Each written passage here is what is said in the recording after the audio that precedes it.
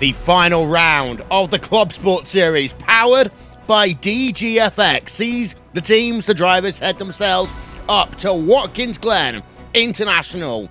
2.4 hours coming up next here on RaceSpotTV, streaming live on iRacing Live.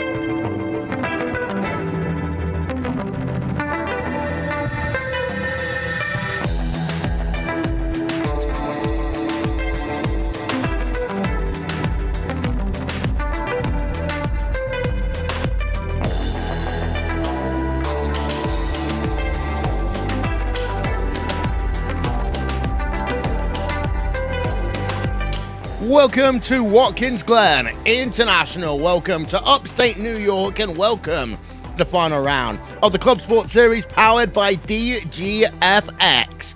Wilvinson, Cam Walsh here as we wrap up what has been a fantastic season so far. Before we go any further, shout out Iswan Balao, TrackCams22.com, Andreas Warner, and One Design, the official graphics partner of RaceSpotTV.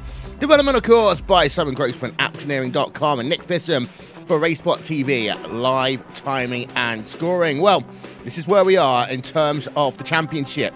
Of course, we've got two different championships going on at once. Let's start with the club, and Fitzy Motorsports leading the way, 336 points over Low Racing. Huge Ass in third place, with Fusion Black in fourth, and Team Vikings rounding out your top five. Well, Cam, Fitzy out front, they are looking as though they've got at least one hand in the championship. Behind, however, it's still pretty close, especially Low Racing, Huge Ass, and Fusion Black. Yeah, and we've hit both of these teams, pretty much all these teams have had at least one DNF at some point, or a DNS. And, well, that means that pretty much anything can happen. I think there's a lot of things that can certainly happen. And when you add Watkins Glen International, especially without the chicane, you're going to have a very interesting challenge ahead of you. Let's move over and have a look at the sports standings. And it's worldracing.info who are leading the way in the championship, 280 points over WR Racing B with 259, Fusion Red and third, Berlin Sim Sports 137 and fourth, and Disabled Motorsports, they round out your top five, Cam. Yeah, and of course, it's always a massive challenge, especially when you have a slower car, to try and figure out who can dominate, because the cars are mostly always so close together. It's who can manage to make their way through, who can actually put the challenge in, and what of course, track prefers. So here at Watkins Glen, I think everybody just about is used to racing this circuit, so we should get the best out of everybody, I would presume. Yeah, just having a look down Got a couple of teams with no points so far, but hey, let's gloss over that one for the moment. And let's take you to your starting grid for this evening's event. And we are going to start by having a look with the club class. And huge ass, 146.296. Apex Racing Group GT Red in second place. Then F4H Motorsports Redgate in third. Fitzy Motorsport then on the outside of row number 2, Cam. Yeah, and I think for me, having the Porsches up front right here is going to be pretty all right. Fitzy is going to be starting back in fourth. That, to me, is going to be kind of the important one because Watkins Glen is fairly notorious, at least I think, for first lap incidents. Now, without that chicane, it might be a little better, but still, you got to keep an eye out, make sure everyone gets through cleanly here at the start. Yeah, but it's also worth noting, Fitzy don't have to win the race to win the championship here today. They can just sit there and cruise. Fourth place will probably pretty much be enough for them, Cam. They don't have to go and win this race, and that's the thing. P number 4, at least on the top 2 rows ahead of the potential carnage. Yeah, I mean, they got a pretty good chance of missing it, but you never know when it happens. You know, that second place car, the Apex Racing Group GT Red, can most certainly try to work their way onto the inside and see if maybe they could hopefully not get involved in an incident, but you never know what might happen.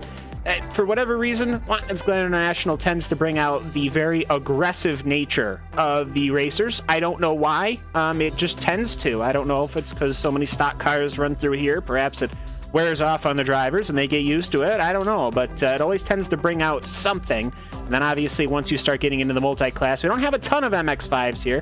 We got 7, Will, but you never know what can happen. Yeah, indeed so. And there are the top 4 drivers in your sport class. Disable Motorsport, Daniel Holtzell leading the way, 287.302. And 8th of a second back, it is WR Racing B, Fusion Racing in 3rd, Fusion Red in the 4th position. There's the remainder of those qualifying timers up for you. 6 of them have done a qualifying lap. Sim Sport News Race Team in 5th, and World Racing.info in 6th. Let's now have a look at the track conditions here today. Watkins Glen International, as we say, 2.4 hours worth of racing, 16-mile-an-hour wind, and it's cloudy and moderately humid, Cam, at 40 degrees. Track temp is low at 75 degrees Fahrenheit. But air temp. Low for upstate New York. It is hot, though, actually. It has been around the low 80s, just touching the 90s lately, the last couple, 3-4 days. But no, it's 75 degrees. It's a nice, beautiful day here in what you would call upstate New York. We call the Finger Lakes region, wine country of New York. And, well, we'll see what these guys can do. They're all stacked up behind the pacing car, ready to take one more tour around this lovely circuit before we get underway. Yep. So there we are then. Welcome to the final round of the series. 2.4 hours coverage today, presented by DGFX, powered by DGFX. RaceSpot timing and scoring will be available. Different address today is RaceSpot.tv/live. By timing and scoring, that'll be up on your screen throughout the race anyway. And talk about the aggressive nature of this track, Cam. It's also a very narrow track, and a lot of people don't realise how narrow it is until you're racing. Those MX-5s, though, they might be going 3 wide in the first couple of laps, especially as they head themselves into the carousel. I would expect these guys to be going 3 wide very early on, especially, you know, getting these MX-5 cars, the Cup cars. I've seen both racing around the circuit in person. This track is always racy when it comes to cars that are very similarly spec'd. Well, you put any racing car on this circuit, and it always is extremely tight. It's the draft. Everyone can suck right on up to each other. We don't have the carousel to help kind of nurture everyone being close together. But for the most part, what we end up happening is you always get these dramatic races. We've seen that in stock car. We've seen it in IndyCar open wheel. We've seen it in, heck, Formula One all those years ago. And we see it in, you know, IMSA and everything like that. And, of course, for the GT3s that race in support of IMSA. And so I'm not expecting anything else different, but when you add these MX-5s, you know, these guys are going to be racing as hard as can be. There's only 7 of them. They're going to put on a good show. You're going to get these Porsches. They don't want to lose out because the speed difference, it's not too substantial, but it is noticeable. Yeah, and the thing is, when you get into the boot section of the racetrack, turn number 7, that's always the toughest corner, I'd say, on this racetrack to try and pass the MX-5s. The other one's turn number 11, Cam. Actually, those last 3 corners can be tough, but turn number 11 is always an interesting one. Yeah, that setup is, who's that? That's F4H Motorsport Redgate. He's trying to sneak out on the outside there. He's letting huge ass knows he's there. It is one of those tricky sort of situations. The track isn't extremely wide. As huge ass almost thought about taking the chicane. No, buddy, it's not there today. It's one of those situations where that boot section hasn't really, outside of the sports cars and the IndyCar, not normally used, so it doesn't get the widening that you would normally expect with track improvements and everything like that. And then you get to the situations where that last, three, I'd actually honestly say the uphill there, turn 9, pretty much going right before you even head there. Turn 9 is very difficult. You're uphill, you're rejoining onto the cup circuit, which flattens out, so there's actually a little bit of a dip. And it's a very difficult sort of situation. Getting traction, you're on the mechanical grip, and it can always have troubles. Yeah, indeed. So half a lap then until we start this event. 2.4 hours. That equates as 2 hours and 24 minutes worth of racing here this evening at Watkins Glen International. As the car's now just working themselves down what I like to call the third straightaway, that short little run between the heel and the toe. Sorry, the toe and the heel even of the boot section of this racetrack. It is, of course, Huge Arse who will have the inside of row number 1. And then VAPEX Racing Group GT Red alongside them at the front. Let's get ourselves then ready to go racing. Watkins Glen International, 2 hours, 24 minutes. And it starts live now with some RaceSpotTV fan immersion.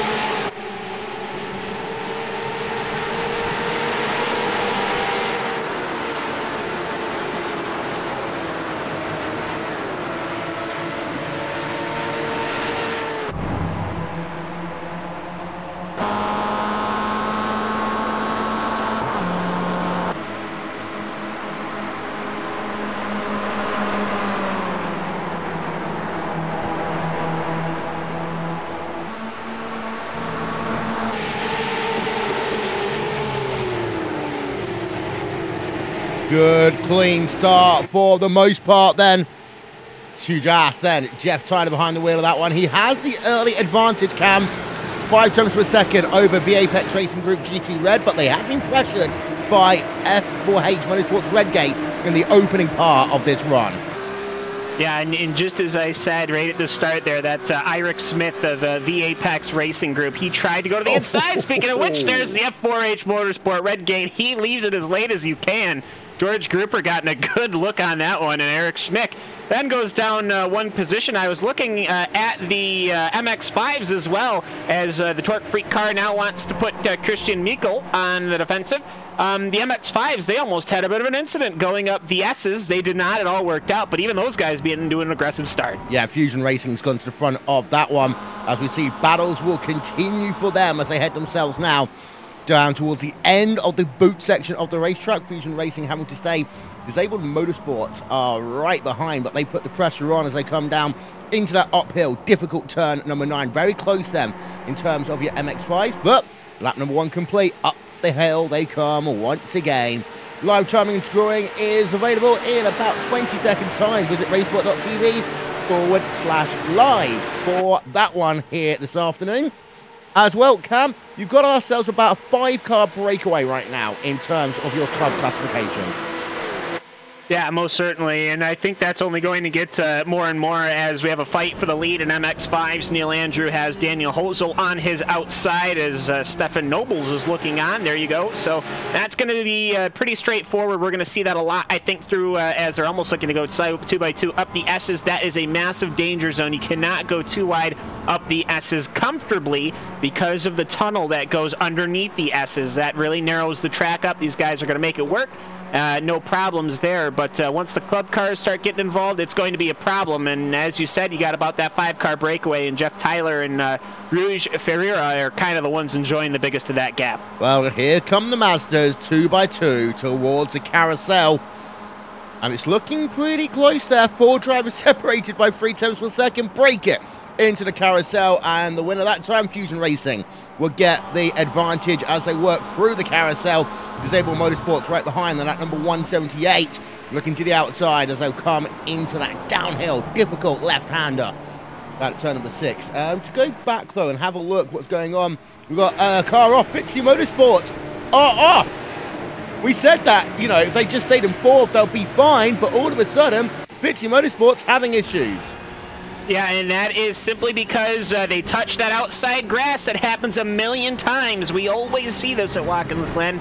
You take that 9 to 10, you just throw it on in there. Now, of course, that is, of course, why they paved over that entire area, I believe, the year after that. So we still obviously are running a very older version of the Watkins Glen International, and Fitzy Motorsport proves once again why they repaved over that. It is so easy to touch the right side of that grass. You see, I'm one of those people, Cam. Yeah, okay, we pave over it, but you know what? I like grass on tracks. I always have, and you know, you have a look at so many racetracks over the years that have lost so much character, like Spa, for example, the gravel trap at Air Rouge. You've had so many tracks almost losing part of the character that when they first built, they were there for a reason. Yes, but ultimately this was a proper safety. As I'm watching the MX-5s, is once again Daniel Hozel is going to try to go around Neil Andrews, so we're doing a replay of the lap before. But it's one of those situations where it's a safety because you're going very fast through that what essentially is a blind right-hander, and if somebody's crashed there and they are going to get shot out across the track as Disabled Motorsport gives a tap going up the S's at 104 mile an hour, which can't have felt too good. You know, and then obviously you can the potential for having further incident just increases exponentially. So I'm perfectly happy with that one getting widened out. There's a couple of changes that have been made at Watkins Glen, some widening, etc., etc. But for the most part, it is really spiritually a very similar track that it has been the entire time. Yeah, indeed. Side by side, then Fusion Racing, Disabled Motorsports inside line for the carousel for Disabled Motorsports, but they lose out as they come down into that left-hander at turn number 6. Back up, though, to your club division. Huge Ass is leading the way right now. 4/10 per second, almost half a second over F4H Motorsports. And actually, more importantly, after they made that pass on that number 1 cam, they pulled out a 1.1 second advantage over the Apex Racing Group GT Red. So it is 2-car breakaway now out front. Yeah, I mean, and it's these guys are even doing a little bit of that leaning left and right, going down the front stretch, trying to break a little bit of that draft, which I don't think is going to work, guys. Sorry. But no, these Porsches are running extraordinarily strong here at Watkins Glen. They're kind of a car built for it in a way.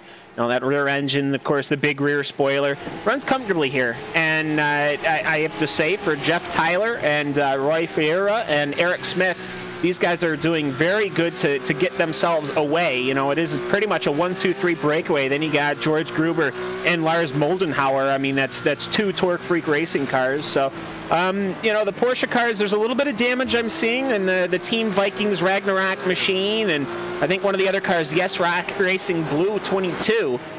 So a little bit of a beating and bang, and I think perhaps at the early stations in the back of your Clubman's division. But for the most part, I have to say we got a pretty good start, obviously outside of Fitzy Motorsport. Yeah. Motorsports battled the German teams right now, actually. P number 11 and P12 on track. They've been going at it. They just swapped positions, actually. German Sim Racing losing a position to the Berlin Simsport car. So that's been going on. Let's go back though and have a look as they go up the hill again in your sport division. On board Disabled Motorsports, as we'll have a car on his right-hand side. as they head themselves towards the carousel. That's close. He almost said, these guys have been doing this every single lap. It's only a matter of time before something happens. And Stefan Nobles and Neil Middleton are also doing this as well. Yep, as let's actually have a look still. And Disabled Motorsports win out that time by. So that's that very difficult downhill off camber right hand. That's one of these things worth talking about, Cam, is that every corner here has some degree of camber in it. Well, it's not just camber, it's elevation change. A lot of people grew up playing old Watkins, Glen, and other racing games growing up, and they never, ever did anything about the elevation change. You would have thought it was pretty much flat, except for the S's. The S's is always uphill, and that's about it. I've driven on this racetrack. You have no idea how much elevation change you're actually going through. I actually was looking at an elevation map yesterday because I, of course, purchased my tickets to go to the 6 hours yesterday, so I got all the information, and the amount of variation, and you're always going either up or down. There isn't a straightaway here on this track that isn't uphill or downhill. Yeah. It's a bit like Circuit Spa-Francorchamps, actually. Oh, there's a tap. And there we are. And does he save it? No. Disabled Motorsports into the wall. And that was, I said about maybe about 3.3 miles before that these guys are going to be doing this to each other at some point. And I'm surprised Neil didn't, he kind of stayed right on in it, and it looked to me almost like the disabled car could have maybe straightened it out, but he got a bit of a helping hand from that 122 the second time. Yep.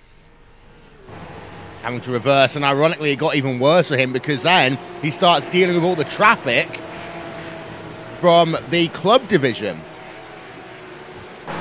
Yeah, and of course they're going around him right now. He's got everybody clear, minus 1, 2, 3 machines going up the S's. Oh wow! On the grass, F4H there. Which car? That was the F4H car. They were on the grass passing some of these Mazda MX-5s. Yeah, these it can certainly happen, and their MX-5s aren't necessarily helping because they're going side by side by side by side by side by side. They're almost going 3 wide as they're heading their way into the entry into the boot, which is a massive downhill. Here comes the Torque Freak car as that has taken off a position from that the WR Racing B MX-5. Actually, that's not the Porsche, but they look similar. But no, it is certainly trying to manage that traffic.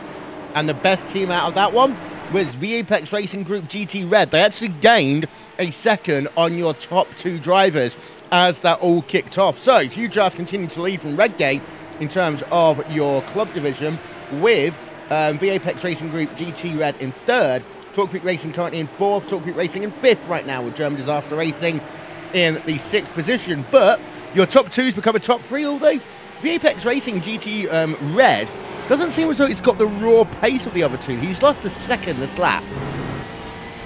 Yeah, and it could have certainly been just from a hiccup from the MX-5s, but overall, I mean, it basically has just been the 1 and 2, Jeff Tyler and Roy Ferreira.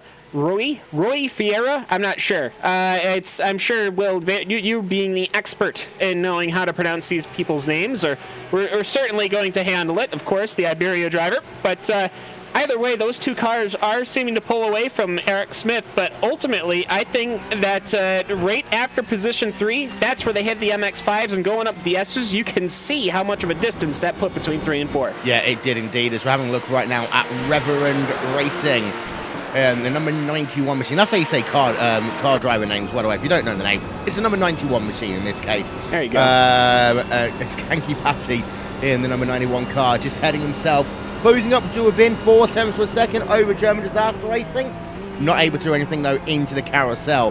Battle going on for 6th place on track. We've even got battles going on at the rear of your field. That's Berlin Simsport versus Berlin Simsport right now. Yeah, and that's actually your 2nd place in the championship car right there. That's your winner at Zolder, is the Lowy Racing Berlin Simsport machine of Tony Loish. So we'll see. Obviously, I would say if I was Anders Christensen, I mean, hey, take a look at the opportunities here. It looks to me like Fitzy Motorsport is going to be completely out of this one. And Low Racing, they're stuck back there in 11th position. I can't say that they're going to have a good run here because obviously they don't seem to have the pace. But you know what? Try to do as much as you can. Yep. As your top 4 or 5 drivers in your Sport division are still going at it. They're all within 1 second of each other. Of course, then you've got Disabled Motorsports. They are 20 seconds back right now. Just actually wanting to keep an eye out on them the next time they come past the line, because that way we'll see how much time they're losing on a lap-by-lap basis, Cam. Because Disabled Motorsport, I mean, these MX-5s can take a big wallop and still drive. Yeah, they, well, and it nosed into the tire barrier, so, I mean, it shouldn't, in theory, be terrible, but you never know. And, of course, they're only going maybe 100 mile an hour, so they will slow up. As the World Racing.info machine of Sari Pakodnia is really worked his way through these couple of cars these last couple of laps after getting, he got a bit of a shove as they were just entering the boot section. And he kind of had to back off through the carousel and lose all those positions. Now he's going to go look for the lead here. These cars are running through. A little bit of a gap between the disabled cars, and also the SimSport News race team car is a little bit off as well. But you know what? He's just coming off of 11. We'll see what it is. Yeah, on board then with worldracing.info. Just saw on your ticker, Team Vikings have lost a position to the Berlin SimSport car. So all of a sudden, Berlin SimSport moving up from your field, but they are still, is worth noting, 15.4 seconds behind. Huge ass already. As are we going to go 3 wide? I think we might just stick it 2x2 for the moment then. 4 drivers. You know what? They really should just make a series of having 2 drivers. 2 cars, 2 drivers, and they've got to basically bump each other around. It could almost work. It's basically a duel at that point. Yeah. But having a look then, on board still with that number 189. Go! That's a bit of argy-bargy. Yeah, a little bit of argy-bargy. He could have reached out and moved the mirror at that point on the opponent's machine. Yep. You know, I was thinking perhaps what could happen, you could have the 2 drivers in a fast car, like the Porsche or a GT3, yeah, and then have like 95 MX-5s driving around. And then, you know, right? Hey, that wouldn't be too bad. Yeah, that could work. Out front, Huge Ass continues to lead the way. Redgate, F4H Motorsports, they are in second place. Let's go on board then with Redgate for the moment. Gap is half a second right now as they work towards the carousel. Up to 165 miles an hour. You can see the draft kicking in big time now. Getting out the gas early though is that Redgate car over Huge Ass. He knows that you're not going to make a move into the carousel. No point trying to overshoot the corner. No, the only machines you're going to be able to do that in is high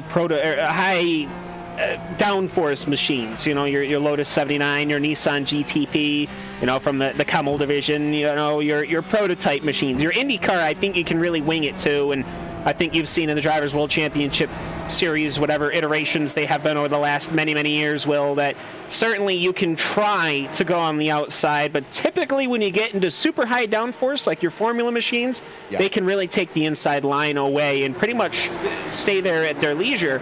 But, you know, the carousel, especially when you don't hit that bus stop, it always is a little bit of a surprise, especially because people don't realize this. It's almost a bowl, really, that carousel. Yeah, it is completely. German Disaster Racing have lost the position now to Reverend Racing. So Rich is now down into the 7th place in that number 42 machine. German Sim Racing, just having a look down a little bit. They are still in the 12th position. It's the other Berlin SimSport car they're now fighting with. They've been fighting basically with other German teams all race long, Cam. Yeah, most certainly. And, you know, well, I would say that they probably do know each other. The Porsches are fairly spread out, I think, at this point. I mean, your leaders are going just up the S's, and your last couple of Porsches are just taking corner number 11, at least according to my track map. But the group that hasn't, obviously, is your other cars. And actually, here comes Fitzy Motorsport. Christian Mikkel, he is now swarmed by MX-5s. He manages to get through on the stretch between the toe and the boot. And so there you go. Fitzy Motorsport is repaired and back out on the racetrack. Yep, as they are back away, but they are classified right now as quite a few laps down, shall we say. Let's get that 6 laps then behind your race leader as it stands. So Fitzy Motorsport going to have to rely on a lot of luck now if they're going to do anything here today. F4H Motorsports Redgate are right behind Huge Ass this time as they work themselves back end of the racetrack. As well, you see, they're within half a second all the way around, wondering maybe, are they just trying to save a bit of gas here, Cam? I don't think it's that crazy. I mean, I think with these Clubsport machines, the fuel. This is like one of the type of the cars where the fuel is actually in the trunk. Yeah. Where they have to actually like lift the section of it and actually put the fuel into it. So I'm not sure if these are jugs. Or if these are not. Somebody's had an incident going up to the S's. 2-car incident, World Racing Info, and that is one of your other machines, the Fusion Racing car. So this has been a big, huge incident right at the front of your MX-5. Yep, replay's up for you now then, and this was coming up. Oh, just complete lack of room on the exit of turn number 1 by the exit of it. And that was just a messy crash. Here we are, on board Fusion Racing, in towards turn number 1.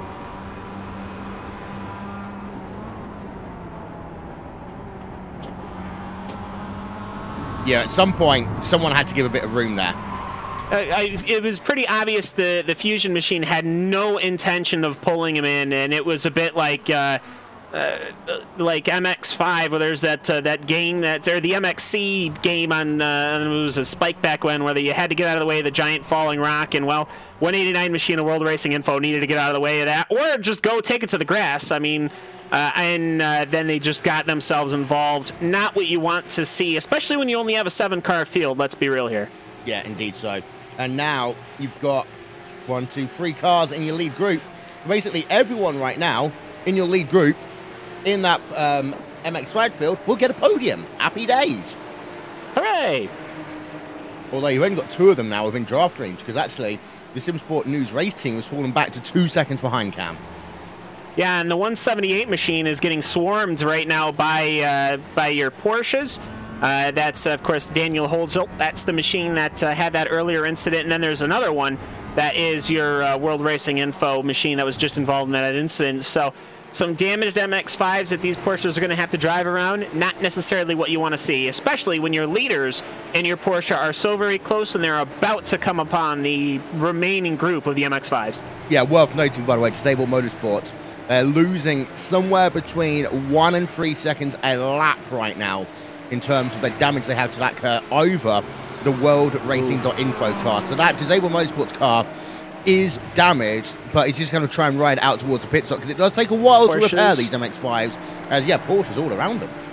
Well, no, Porsches are going up the S's. Your lead Porsches, they're finding MX-5s up the S's. That's the most dangerous spot you can do. Here we go down the backstretch, and there goes Huge Ass to the grass. There goes 4H to the inside, and they will get themselves together, and here we go. Battle for the race lead. On the outside goes F4H Motorsport. Not able to do that. That one does, though, deserve a replay, because that was all the way onto the grass with Huge Ass. Yeah, that was pretty scary right there. That could have ended in tears for pretty much everybody if that car came across the track. But no, he went right to the grass there, and the 4H machine went to the inside. And then obviously having the speed through as they're continuing, they bump a little in the toe, but outside of that, nothing crazy. But that certainly could have been bad. Yeah, as we go back then to have a look at that second place driver, F4H, Redgate, Pereira looking anxious all of a sudden. All of a sudden it seems to be, okay, maybe I will make a pass over you. And that number 17 car has got the speed on track. You don't definitely say that. But the Dick Insider car just ahead of him, however. I think Huge Ass is also just taking it easy at this stage. In some ways, because they know now they've got 5 seconds over everyone else. Yeah, and I think from what I'm seeing here, looking at this Huge Ass machine, is that I think I can figure out why they haven't been able to pull away, and that's because they don't have a RaceSpotTV sticker on their machine. They did once, didn't they? Yeah, they did once, but also, I just turned my camera to the side. I didn't realize that the F4H machine is an anime car, so excellent, wonderful. Yep. Well, there you go. I think those two conditions are why the Huge Ass machine is under such pressure. Yeah, anime and the lack of a RaceSpotTV sticker. It always will be a factor. As we just zoom in, actually, then. Yeah, you're right. Don't ask me what character that is. I don't know. Where's William Levesque when we need him? Right? Down towards the carousel. These two will go once again. Nothing happening, nothing changing between these lot. The Berlin SimSport number 23 machine continuing to try and work through the field a little bit. Just having a look, though, they've fallen behind, as they're now dealing with all the traffic, fallen behind the Team Vikings car. They're 1 second back from them. Yeah, and I think it's all where you gather up that MX-5 block, which is now whittled away, unfortunately. But for Tony Loish of that low-wee Berlin SimSport machine, he should be able to catch up. I mean, there is some front-end damage on that number 2 machine of the Team Vikings Ragnarok machine of Erling Bomer. So we'll see what they can do going as they throw their machines up into the toe of the boot. Want to keep it on the concrete, which the Berlin SimSport machine does not. That's why he washes out. Yeah, also worth noting, I think there was an incident, by the way, to that Berlin SimSport car, because it lost 2.5 seconds that last time by, which is about the same amount of time as if you accidentally just turn right and go into the bus stop, to put it into perspective. Now, we do have some race control stuff to take care of. They investigated an incident on lap 2 for turn number 1. Unsafe driving. They gave a warning to the number 22 machine. That is, of course, the... yep, that's the SROC Racing Blue. And then the Fusion Racing machine causing a collision. Stop and go. Lap number 10, turn 10. So I'm sure the Fusion Racing machine will be right in pit road. I'm pretty sure it will. It's also not going to be leaving pit road anytime soon. Yeah, the Moat F Racing podcast team are on pit road. Let's have a look at this car. I don't think there seems to be much damage to it. So maybe they're just inverting their strategy here. Most certainly, the My Opinion and Therefore Fact podcast. Well, I mean, hey, you do you. But the number 88 machine, I do like the colors, though. Looks very much like a good old cup car, like you would see anywhere around any racing circuit around the country. So David Lee Patterson, he'll get tires, which is surprising to me. I don't think these guys need tires, but maybe the fuel just takes that long. Minutes? They might. Yeah. Yeah, they're not going to need tires, but yeah, I'm quite surprised. I think the fuel might be the jugs or not. I don't think it's a fuel flow device. I think it's, though they are there on the pit wall, so I'm not sure. Someone's going to have to let me know. Yep, pit stop time going up to 50 seconds, 50.7 out and away then for David Lee Patterson, number 88 machine. Back out onto track, of course, and get social with us. Like us on, of course, YouTube. Hit the subscribe button. Get us to 10K subscribers before someone else does. Then, / RaceSpotTV on Facebook, at RaceSpotTV on the Twitter machine. Let's go and have a look then. Berlin SimSport behind Team Vikings. They've closed it back up now to 0.3 of a second after their earlier incident, which dropped them back down into P number 10, of course, rather pitting that now P number 9. Team Vikings, however, they're going to have to play defense, I think, up the hill this time. Yeah, most certainly, especially with that damage not helping with the aerodynamics. There is still a good old train of 1, 2, 3 for the MX-5s fighting for the lead right now. But yeah, here comes Bomer. Bomer's going to have Loish right behind, and here comes the BSS machine. He should be able to get right on through. He's already going a little bit faster through the S's, and the S's are all of what that pilot can do as far as grip goes. So very close to where the tunnel wall goes, but it's not going to matter. Here comes the Berlin SimSport machine. Yeah, and he's going to find an easy way past up to 160 miles an hour. Gets it nicely in towards the braking zone over the Team Vikings car. Nicely done then. Move them up into P number 8, and that was an important pass for them. Yeah, most certainly, because now they have the German disaster racing machine not that far up ahead. I mean, they can almost see each other as they're working their way through. They just can't yet. They're just out of visual range, but with the German disaster racing, which I can only say is I imagine that is, what, Chris Krinkle, like on the front of the hood of that machine. I haven't necessarily figured that out yet. Chasing down the Reverend Racing Porsche. If these two guys start battling with each other, that could certainly allow Tony Loish to get in. Yeah, we're actually on board right now with the German disaster racing team over Reverend Racing. Gap is 0.8 of a second, you're right. The more these two start to battle up, the more it will help the low-wee Berlin SimSport car. So we'll keep an eye out on that battle as we work towards the end of the lap. For those of you who are keeping count, this is on to lap number 15 here at Watkins Glen International. We've done the 24 minutes part now, so it's under 2 hours to go in this event. We'll run through your top 8 in each class. Well, I say top 8, of course, in the sport class. There's only 7 of them, but we'll run through that one in just one moment's time. But Cam, in the meanwhile, I'm wondering whether any of these other teams are going to go off sequence a little bit.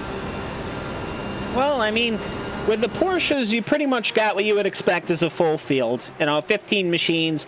I would say you can certainly try and get yourself some open track space, no matter what you're going to run into the MX-5s. And I hopefully mean that figuratively, not literally, as here comes Fitzy Motorsport to the inside, going up the corner number 9 right now, as they're going to sneak on right behind, slot in between the WR Racing B MX-5, who is your current leader. But I don't see why you wouldn't try. I mean, go for it. I would certainly not put on tires. I would wait for an hour, I would think, before I would even consider putting on tires. So, but that's just me.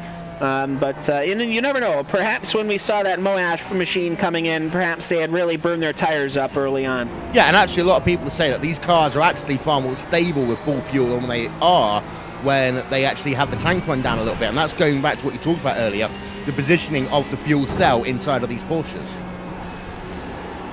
Yeah, most certainly. And I think actually if I'm thinking about it correctly, they actually pop the hood up the front, the actual hood, not where the engine is. And I believe that is where the fuel filling goes in. At least I think so. Yeah. I'm trying to go through my brain right now, but right, you can't really remember. You do that. You work that one out. I run through your top 8 in each of your classes then. We're just over now, half an hour of this race scored complete, as we will have a look. Well, there's your top 3. We'll put that up for just 1 second. But down then in your club division, Huge Ass are leading over F4H Motorsports Redgate, via Apex Racing Group GT Red in 3rd place, Talk Freak Racing Blanchimont in 4th, Talk Freak Racing in 5th, Reverend Racing, German Disaster Racing, and Lowy Berlin Sim Sports. They are your top 8, as Redgate continuing to put the pressure on in that battle going on for your race lead right now. Then let's go back over to, a bit of a lockup actually, as well by the Huge Ass team. But let's now go back and have a look at the 7 drivers in your sport division. WR Racing are now leading the way. It's worth noting that Sim Sports Racing have got themselves back up within your kind of lead gaggle, which has got Fusion Red in 2nd, and then Sim Sport News Race Team in 3rd, WorldRacing.info in 4th, Disabled Motorsports in 5th, then Fusion Racing and Clubsport Admins. They are the 7 drivers. Of course, Clubsport Admins don't actually take part in this event. They're just there, as the 999 machine. So that is the situation after half an hour in this event. RaceSpotTV/live if you want to keep up to date with timing and scoring throughout the course of this race. Don't go to the normal page, otherwise you get another race's live timing. It makes no sense at all, Cam. No, not at all. I mean, you'll see, certainly, I'm sure, a battle, but it will never be as good as this one, because this one's at Watkins, Glen. Yeah, that's only why. I mean, forget the Daytona prototypes and all that, where this is better, for sure. And, to be completely honest, I don't get to do enough 911 Cup races. I actually really like 911 Cup races, simply because, yeah, you can have teams and all that, but it really is up to the driver to get the speed out of these things. Yeah, it is indeed. As we can see, a couple of damaged race cars. We've got this lovely camera. Actually, hold up. We got a battle for the lead in the Porsches. The Huge Ass machine wasn't able to get a good exit because he had to go around the leaders in your MX-5, and that allowed Roy Fiera, after all this time, to get the position. Let's get a replay, shall we? On board, then, with your new race leader, up the hill. See? The Huge Ass machine was expecting to go on the outside of everybody, and the MX-5s went outside. Yeah, he had to dance across then. That's the 2nd time he went to the grass. They always say about traffic, be predictable, Cam. Well, I mean, you could almost expect to be predictable. You try to maximize your exit speed, and in the MX-5, it's momentum. You're going to kill your momentum if you try to stay to the inside, because the track naturally washes to that left. So for me, I can understand the MX-5's going wide there. I mean, I would almost predict that, but unfortunately for the Huge Ass machine, not much he could do there if they had already made that decision. And you got to give the handout to the F4H machine. He did not just make that pass easy. In a way, Huge Ass Machine did, but he managed to make it. Yeah, worth noting as well that these MX-5s, what they do, you're right, they haven't got the downforce compared to these 911, so they do naturally, as they come up the hill, they do push the left-hand side, and of course then, don't want to stay on the left-hand side because they need that turning arc into the carousel. Yeah, most certainly, and you also got to worry about drafting, because if you stay to the inside, which of course you can force the car to do, the car's not going to fight against you to stay to the inside, but what you're going to do, though, since you take away the natural momentum of the machine rolling out to that far outside, you're going to lose a couple of miles an hour. That means in the MX-5s, when you got two machines right behind you, you're going to get swamped. Yeah, and 2 miles an hour doesn't sound like a lot if you're in an IndyCar, but when you consider the percentage of speed lost in these MX-5s, it's far more difficult, and that's why I always say these are momentum cars, these MX-5s, and that's why actually they're really fun to drive around this track, because it's all about keeping up that momentum. Yeah, anything is really fun around Watkins Glen, and I understand that that's a controversial point, which is stupid to me, but this is the explanation that I have to give. Watkins Glen International, as a racing circuit by yourself, not really that dramatic of a racetrack. You got a couple lefts, you got a couple rights. Most of it's right-handers. You can kind of pump up the air pressure on the left side, you know, and you'll be pretty happy. Watkins Glen comes alive when you have multiple cars in your class racing with you. That is when it is one of the best tracks, I think, in the world you can race at, because it's so great. It doesn't matter what machine you're in. You can be in a Formula Ford. You can be in a Formula V, where the cars top out at like 90 miles an hour, and you can still have an amazing time around this racing circuit, even though I think it's like 112 they go. I don't know. But it's a great circuit, and of course, it only gets more entertaining as faster the cars get. Yep. And that promotional material there for Watkins Glen International was not sponsored by Watkins Glen International. I just thought about that. As soon as I stopped talking, I was like, boy, that's... You know, they didn't give me a discount, you know, for my tickets, my camping tickets. You could take a couple of dollars off Watkins Glen, I'm just saying. Yep. German Sim Racing Mike push right now versus Berlin Sim Sports. The second of the Berlin Sim Sports cars. The one that doesn't have the nice rear end on it, I have to say. I do love the rear of the number 23 car. But the number 94 machine, a bit more, should we call it, plain and boring colours? Yeah, I mean, it does kind of look like they went at it with a paintball gun at some point. I don't mean to be too decisive. I really like the rear of the number 99 machine, to be completely honest. I mean, oh, goodness, we're talking about the rear ends. We're talking, of course, about the machine, right? We're talking about the racing machines, thank you. Yeah, that number 99, actually, that whole paint scheme is lovely, to be completely honest. Yeah. It seems to be as well, that Berlin Sim Sports car, it's actually got two liveries kind of like mashed together, as you just see then, by the striping on the side of it. But yeah, there's a number 99 machine, and you're right, the kind of eagle effect they've got on the rear, that is an eagle, right? Yep, something like that. Falcon, I don't know. Falcon, eagle, bird. Bird. The bird on the rear of the car is great. It's a raptor. Ah, there we are. You see, I just talk about race cars. I don't know much about animals.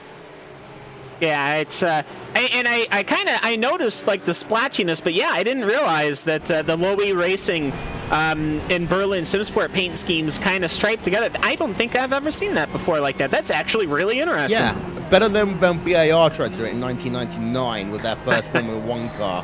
Shall we say that one? But to go back to the point at hand, German Sim Racing were close to Berlin SimSport, number 94 machine, Anders Christensen, but can't do anything of that one. We are getting close, by the way, to our first round of pit stops. That'll be taking place in about 10 minutes time. So we're going to quickly step aside, take your RaceSpotTV. In fact, no, we're not going to do that. We are going to give you some RaceSpotTV fan immersion and a lap and a bit then on board with the team now in second place, the Dick Insider car of Huge Ass and Jeff Tyler.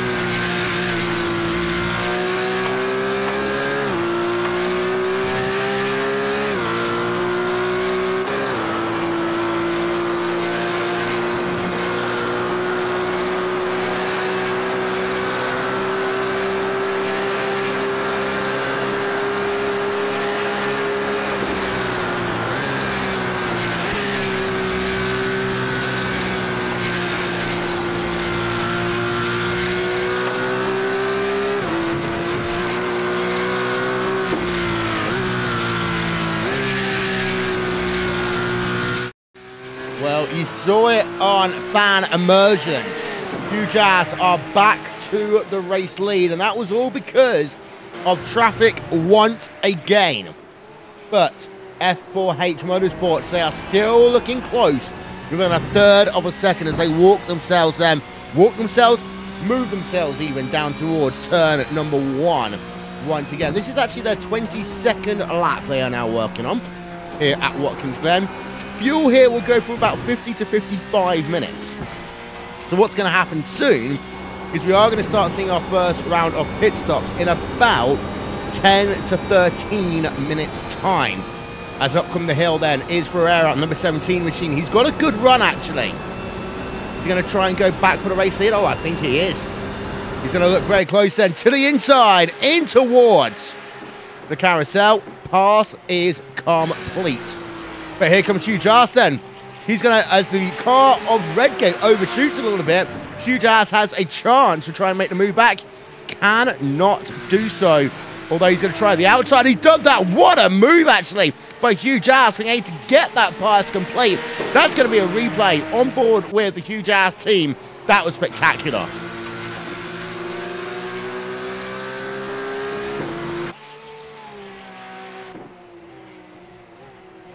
Yeah, just managed to work it around the outside then. That was a fantastic piece of work then done by that UJazz car of Jeff Tyler to be able to get himself back to the race lead. So technically now, we are up to 5 different lead changes today. Officially, we only have 3 because of the fact that, of course, we talk about lead changes at the start-finish line in American motorsports. But UJazz then able to get himself back to the race lead. But now we know there's a weakness on that number 33 car. Behind, we have, by the way, had ourselves a German disaster racing team come on toward pit road, make their first pit stop of the day. That's a 49.1 second pit stop. So some teams seem to just split it down into more equal chunks and try and do the fuel tank being burnt to the end and then basically doing a short fill at the end of the motor race. Don't forget also, driver changes will come into play here today as well. This is a team event, not a solo event. Here's the traffic. This time they all stay to the right-hand side. That helps UJazz and doesn't help the Redgate team, who has to stay behind into second place.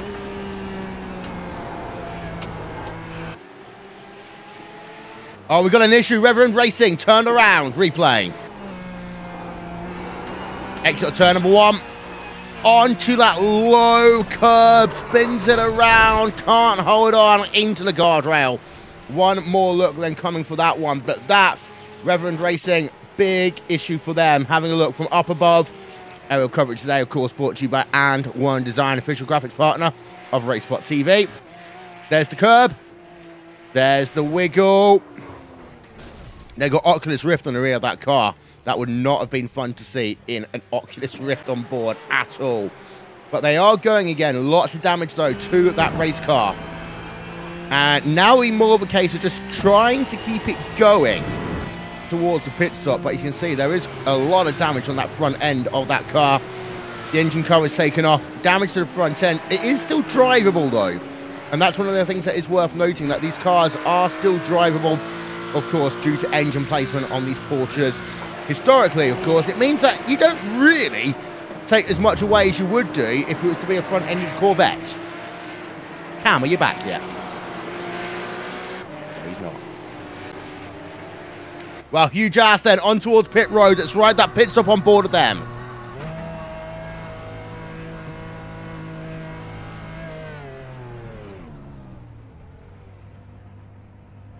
The VAPEX Racing Group GT Red car is on pit road as well.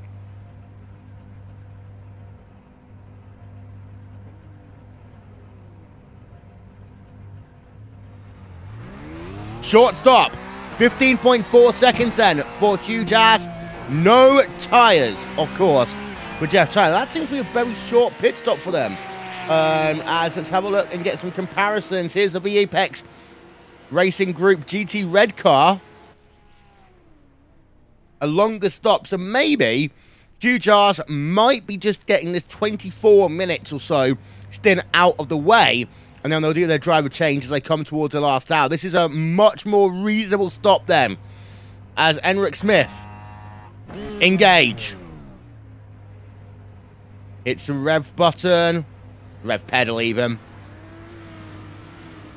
Full service, more cars coming out around as well. There's been a driver change in this circumstance for them. New tyres for them as well. German Sim Racing have come out. Berlin Sim Sports have come out. The two Team Vikings cars have come out as well. 54.5 second pit stop for Enric Smith in the VAPEX Racing Group GT red car. Talkfreak Racing, Avion Rise right now has made a pit stop. They are in the 5th position. As the FOH Motorsports Redgate car is on the lane as we speak then, making a service. Are they going to go the same way as Huge Ass, or are they going to try and do something a little bit different? Try and break that strategy out for them. We'll find out now. On towards the pit lane. Here is Ferreira, number 17 machine. Fuel going in. Or no, in the next 2 seconds. If it's going to be a longer stop, and I think it is going to be a longer stop for them. Yep. 20 seconds. 21, 22, 23. 23.3 seconds then. Out and away, that number 17 car will come. So very interesting strategies going on right now between your top 3 or 4 teams, as SROC Racing Blue are on pit road. The lead of the race, by the way, for the time being, has gone to the Talkfreak Racing Blanchimont car. That's just because of the fact they haven't actually yet come on towards pit road. They probably will come on this time around. But what does mean is that Huge Ass now have a 14-second advantage over the Redgate team, which is pretty high, actually. I'm just having a look through because the pit stop was only 8 seconds shorter, so it must have been the other part of that service that really gained the time for Huge Ass. Of course, they have got a much lighter car than anyone else. They did come on a lap before as well, but we do need to keep an eye out on that one. As over in your sport division, Fusion Red continuing to lead the way over the SimSport News Race Team car, the number 116 machine of Jacob Toffs. In fact, let's actually ride a little bit then on board with that MX-5 of Toffs.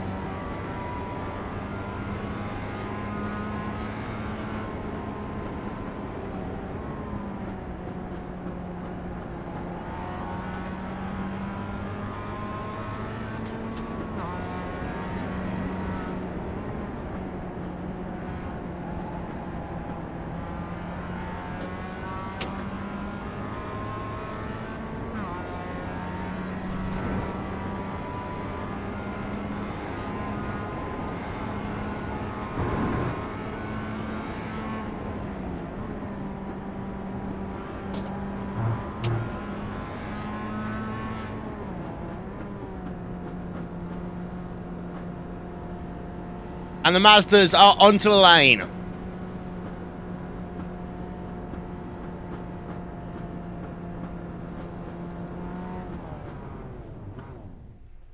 Both in at the same time.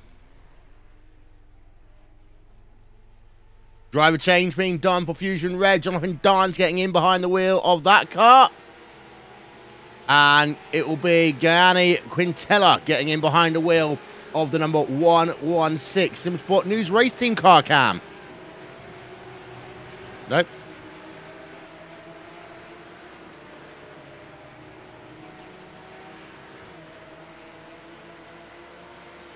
The pit stops then continue for both of these teams. 35 seconds. Each for them out and away though. First is going to be the Fusion Red team. They did a slower pit stop by 8 tenths per second, but they still come out with the class lead. As WR Racing B are on pit road as well. They've done a service time of 35.4 seconds. WorldRacing.info are on pit road as we speak. And here's the Fusion Red team then coming up the hill. Jonathan Dance behind the wheel of it now. And let's go back and have a look at the German sim racing team. Mike Buscher versus Anders Christensen. German Sim Racing versus Berlin. SimSport, you got the Fitzy Motorsports car. They are trying to get, well, something out of this event. We've only had a couple of retirees here today. In terms, well, only one retiree actually in terms of your Clubsport division, and that is Reverend Racing. We saw them hitting the wall down at turn 1. Fitzy Motorsports actually then pushing the Berlin SimSport team pretty hard into that uphill turn number 9. German Sim Racing though with Mike Buscher 7/10 of a second back. They work themselves complete what will be their 26th lap even here around Watkins Glen International. As Talk Freak Racing, let's have a look at them. They are currently in 4th place. Avon Rise even versus their teammate of the Blanchimont team. They've been able to work themselves up, partially due to strategy a little bit. There's still a long way to go, of course, in this event. They did similar pit stop times, by the way. The Blanchimont team did themselves a 22.8 second pit stop. It's a 23.2 second pit stop for the Avon Rise team. So, Gruber, we're on board of him right now. And it's like last time around we didn't get a comparable lap time because of pit stops. But they are currently 15 seconds ahead of the Lowy Berlin SimSports team as they scrap it out for 3rd place on track for the moment. Cam, you're live. You know, as it turns out, you were talking about how the huge-ass machine obviously had taken on a much lighter position. I don't think there's any competition for how light I am right now. Well, German Sim Racing versus Berlin SimSport continues them as they work themselves through the boot section of the racetrack. Everyone's made one pit stop now, Cam, and what it essentially means, huge ass 4 seconds ahead of the Redgate team. However, huge ass last lap did a 156.894. They've had an issue on that last lap. Yeah, I don't know if they had anything with an MX-5, but Jeff Tyler, he's obviously stayed inside that machine. Ferreira has also stayed inside his machine, so also, that was a little funny, if I can just say. But no, I look at it, and the gap is massive, so even if he loses a couple of seconds that last lap, or almost 10 seconds apparently, he's still got a very hefty 4.8 second gap at the line. Yeah, so we're just having a look then at the replay from Huge R, see if there's anything that happened. I did see some tire smoke. Oh no, they lost it. They looped it around down at turn 6. Which is a fairly easy and straightforward place to do that. You know, you lose the rear, it's going to happen. You get yourself straightened out and get back underway. Thankfully, didn't touch anything. That, to me, is the biggest thing. Yeah, that was important for them, actually. Let's have another look then from up above. Actually, we're not going to get there. We have got that angle, finally. A huge ass number 33 machine. Having to reverse. Thankfully, right at the point, there's also no tyre barriers as well. Kicks the back end out, and they are on track again. But now they are losing time to F4H, and that will hurt them later on. They only did a 15-second pit stop compared to a 23-second pit stop for Redgate. So what that essentially now means is that they've lost the race lead overall in long-term thinking. In the long term, yeah, because they're gonna have to have, you know, I get the idea, lighter fuel load, lighter car, much faster or more comfortable. Alternatively, you got to remember, the cars are different with different fuel loads, and so for me, I mean, it's going to be one of those situations where now what do you do? I mean, I would say your next pit stop, make it the long one, get yourself your tires, fill up the fuel tank to full, and see what you can do. Yep, RaceSpotTV/live, of course, if you want to check out what's happening in this event. Fitzy Motorsports will not be last next time around, as that Reverend Racing team remain out of this event. Fitzy Motorsports then move up into 15th place in terms of classification. Fusion Red, though, have lost the lead in your sport division to SimSport News Race Team.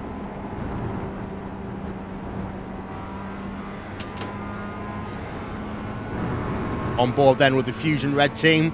And well, Cam, it's just 2 people now out front. WR Racing B are in 3rd, but they're 4 seconds back almost. Yeah, so the lime green cars, apparently that's the color that works here. But I think also it might have something to do with the pits that came in, because I'm pretty sure SimSport was sitting back there. But for Fusion Red, I mean, we'll see what these guys can do. You know, I mean, what can you do? It's just you're constantly going back and forth. Here comes a group of Porsches. It is 2 Torque Freak Racing machines, Blanchimont and the Avon Rise. Which basically, Torque Freak always has a trend to kind of name their cars after what you would call spaceship battleships, as they go around both sides of one MX-5, even giving a little bit of a shot to the Fusion Red machine. And then they both go to the inside, and George Gruber, he had to hold on to it. He almost lost it. Yeah, let's get ourselves a second look at that one. That was close, but fun to watch then from up above our aerial coverage, of course, and One Design. So you see they both closed. Big lunge, didn't work out for the Avon Rise team. And then they come into turn number 9.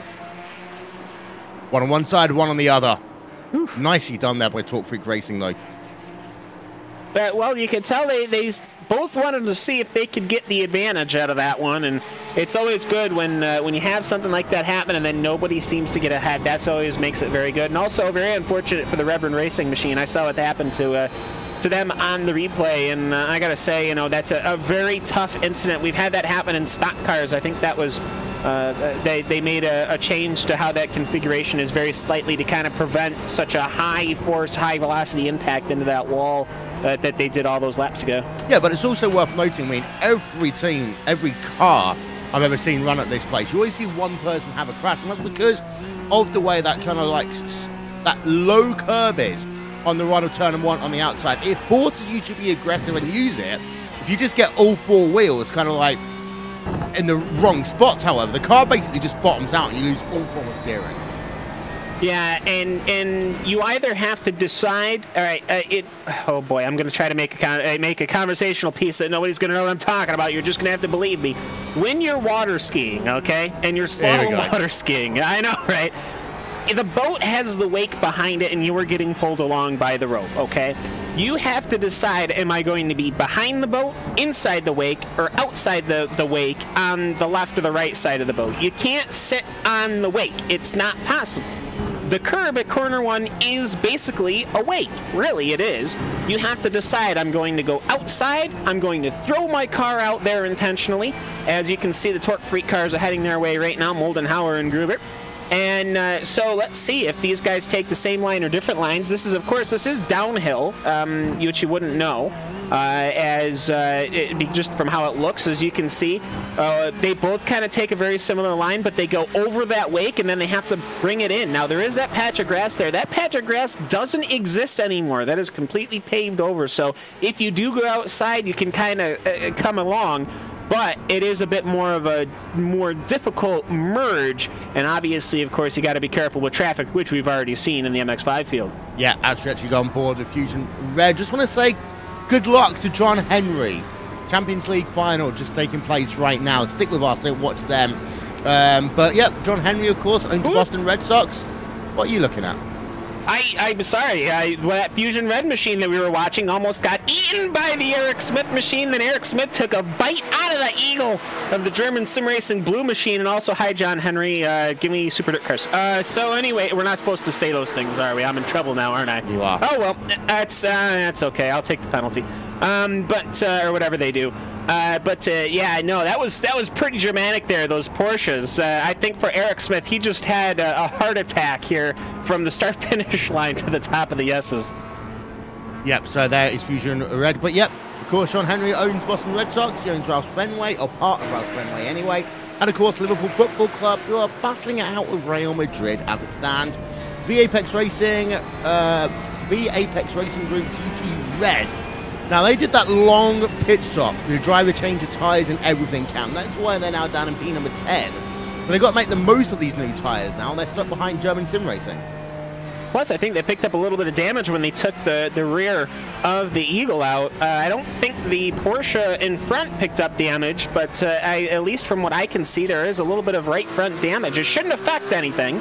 But, you know, it is noticeable, especially when it comes to the draft. And I forgot that he owned that little soccer team across the pond as he tries to make a dive. No, what you can do, that was actually not, I'm not going to try to criticize here, but what you try to do is you swing all the way outside, slow up on the entry, accelerate on the inside angle of 10, and then you can kind of push to the outside going to 11, but and then force them to kind of either take defensive or not. As here we go once again, Mike Boucher is going to have to go to the inside, and there you go. There's Eric Smith. He finally got around, but I can certainly say that cost him more than he would have ever gained if he just didn't take tires. Yeah, indeed so, and actually they lost about 4 tenths of a second to the Berlin Simsport car as well on that last lap, so not good then.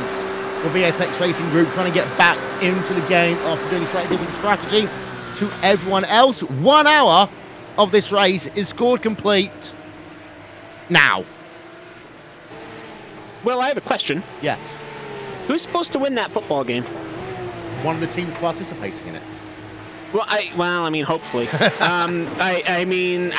like, are they like the favorite, or is this like a Champions League final? Or? So, you know. I don't know these things. Like the Super Bowl. Okay. So you can say that Liverpool are arguably the underdogs, but, you know, Philadelphia Eagles were the underdogs, weren't they, back in February? I kind of forgot who played in the Super Bowl. Was it the Patriots they were against? Did Yes. they play the Patriots? Yes. See. Yeah, see, and then they won, I think, right? Yeah, not the Patriots, the Eagles. Okay, all right, I'm good. I got this. Okay. But yeah, no, we're back. Sorry, I don't watch football anymore. Ever since I stopped on third shift, I don't listen to BBC 5 Live anymore, so I'm way out of the loop. I don't think it's actually stylized as BBC 5 Live. But one thing that is worth talking about, F4H Motorsports Redgate, they're losing about a quarter of a second a lap right now. Not much, but it's enough. I mean, certainly, and it's not what you want to see. I mean, the last thing you want to do is you want to try to make an interesting decision with the strategy, and then it just completely blow up in your face. And I will say for the huge ass machine, whatever they've had for, you know, that they lost that bunch of time spinning for taking the lighter fuel load. They're holding really they're not really gaining for all the weight less that they have for the fuel. They're not really gaining anything on the F4H machine. Yeah, indeed so. So we're having a look then at Reed Ferreira. 4.5 seconds is the battle going on right now. We're going to take a quick break here on RaceSpotTV and on iRacing Live, ladies and gentlemen. Take you at RaceSpotTV side by side. That means you won't miss a moment. We'll be back in just a few moments' time.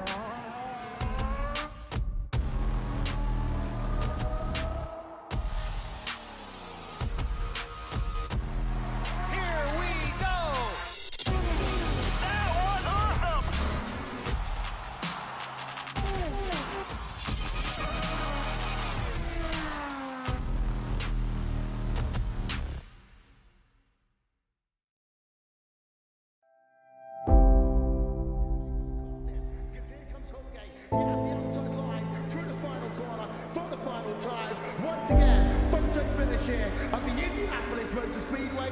Will it be Tim Hogan? It's going to be Christopher DeMerrick at the line.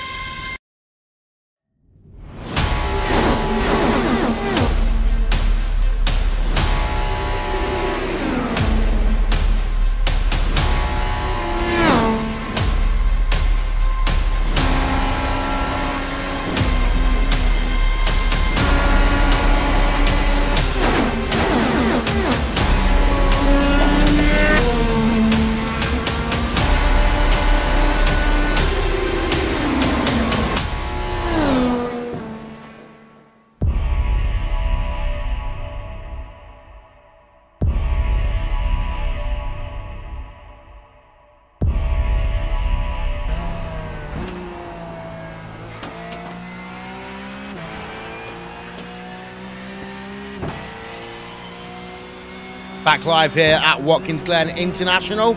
RaceSpotTV / live timing and scoring. On board with Eric Smith right now on the V Apex Racing Group GT Red team. Trying to hunt down Berlin Simsport, battle for P number 8.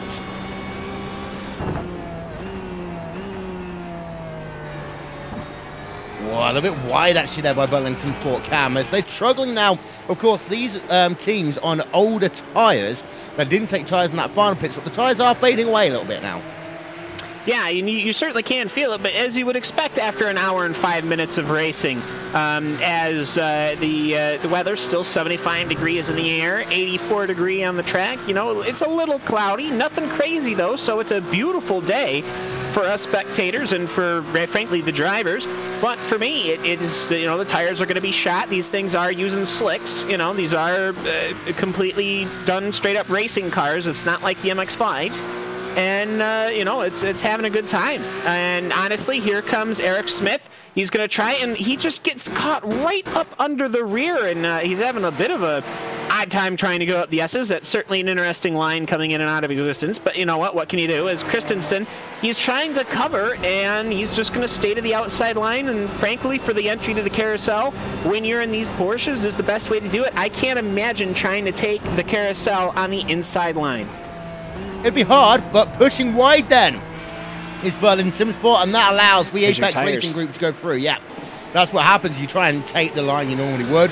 Doesn't work as well if you've done an hour and 8 minutes worth of racing. Yeah, I mean, and those tires are going to be well shot. You know, and you know, I think it's a great thing. It's a great day here at the Watkins Glen International.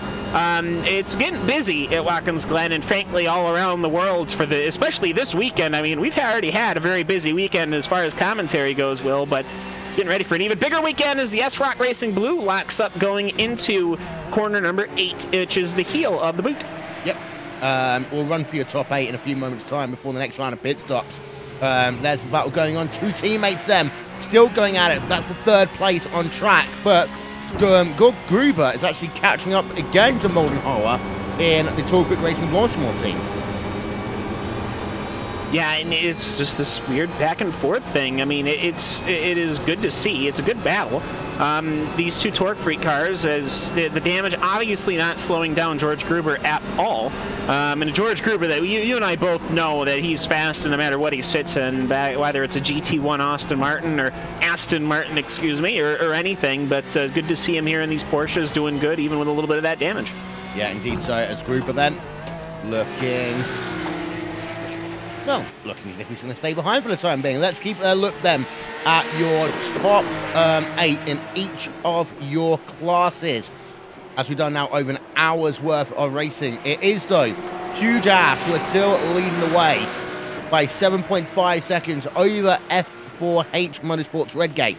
A couple of points about that one, Cam. First one, of course, is over the last 3 laps, last few laps even, Huge Ass has pulled up the gap by about 3 seconds. Secondly, it's still worth noting that the fuel difference was about 8 seconds. So right now, it'll be nip and tuck if the pit stops happen now.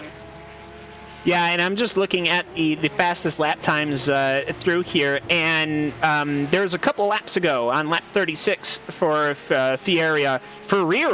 I had a paramedic who had that last name, and you'd think I'd be able to pronounce it. But he had a 2.5-second lap difference.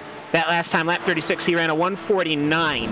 So whatever happened on that lap is where the gap came by. Now, obviously, he didn't spin out and have an issue like Jeff Tyler did, but Jeff Tyler, that same lap, did a 1:47.2. That's been his fastest lap of the race.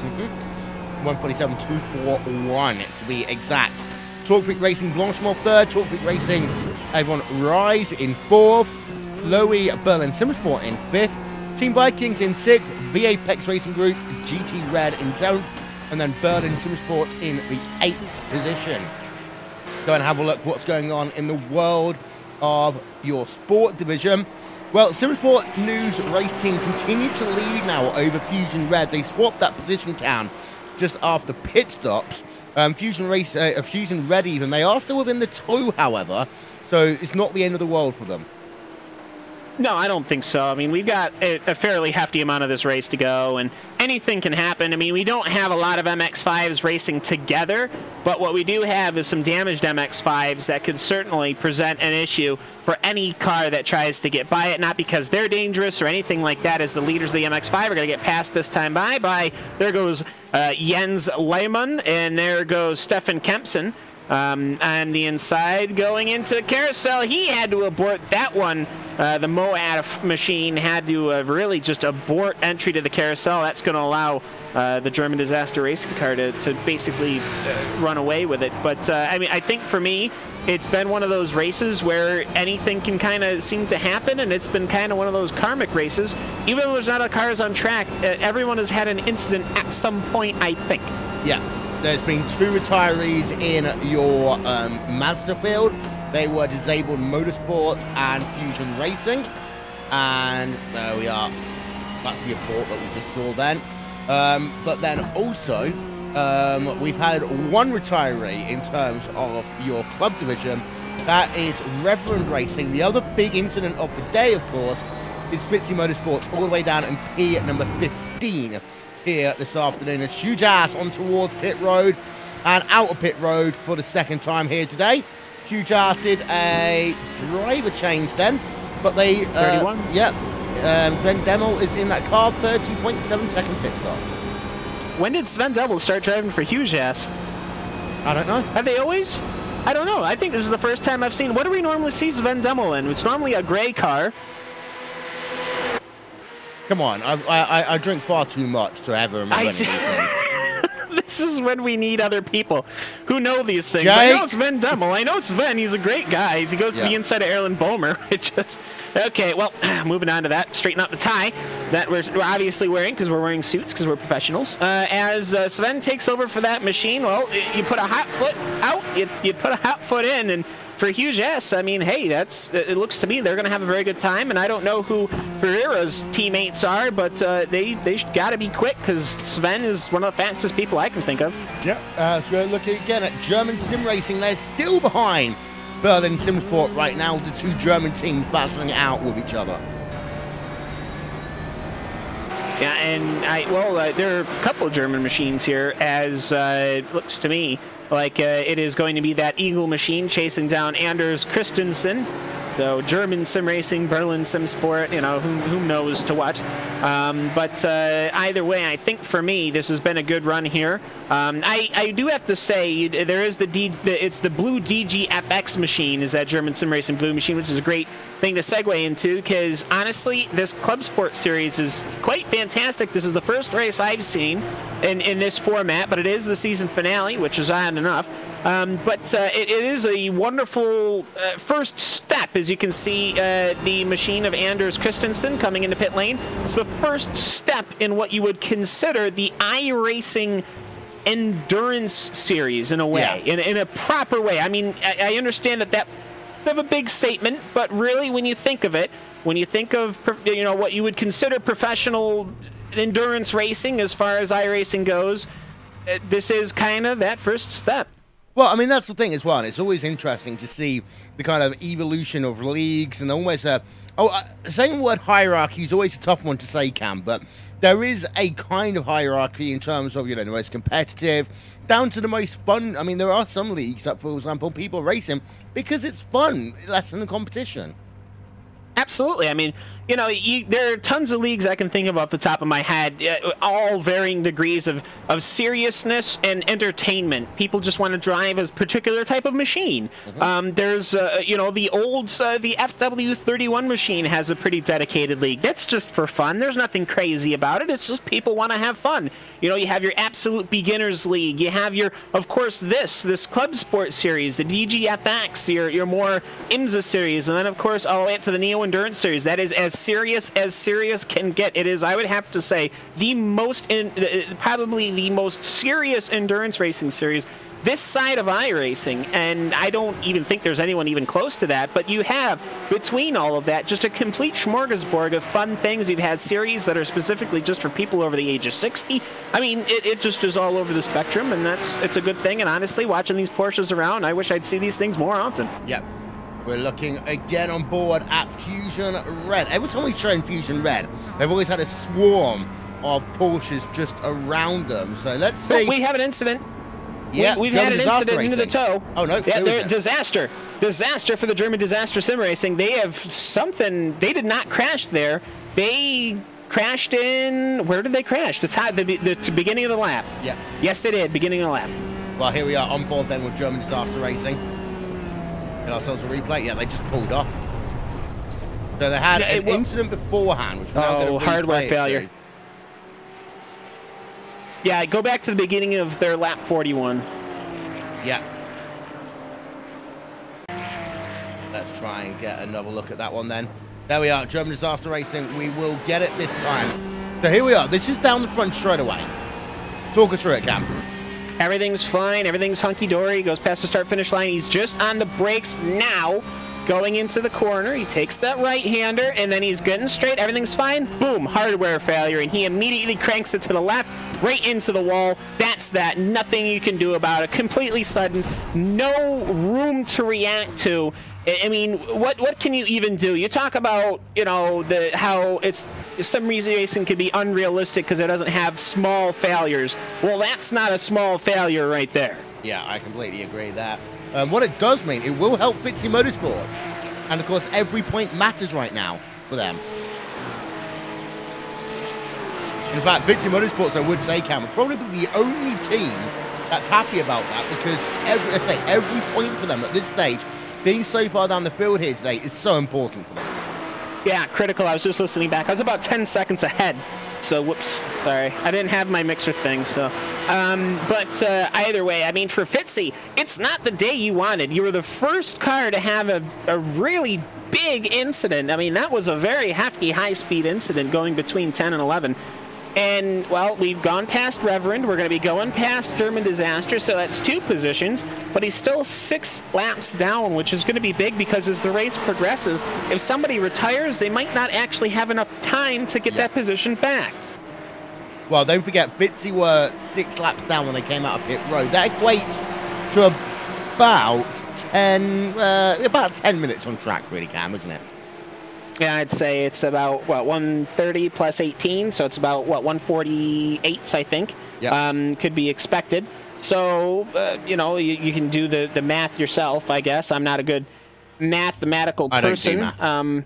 Yeah, but, I mean, if we were to try, it would be something along the lines of, 130 for 6 times, so 6 times 130. I don't even know.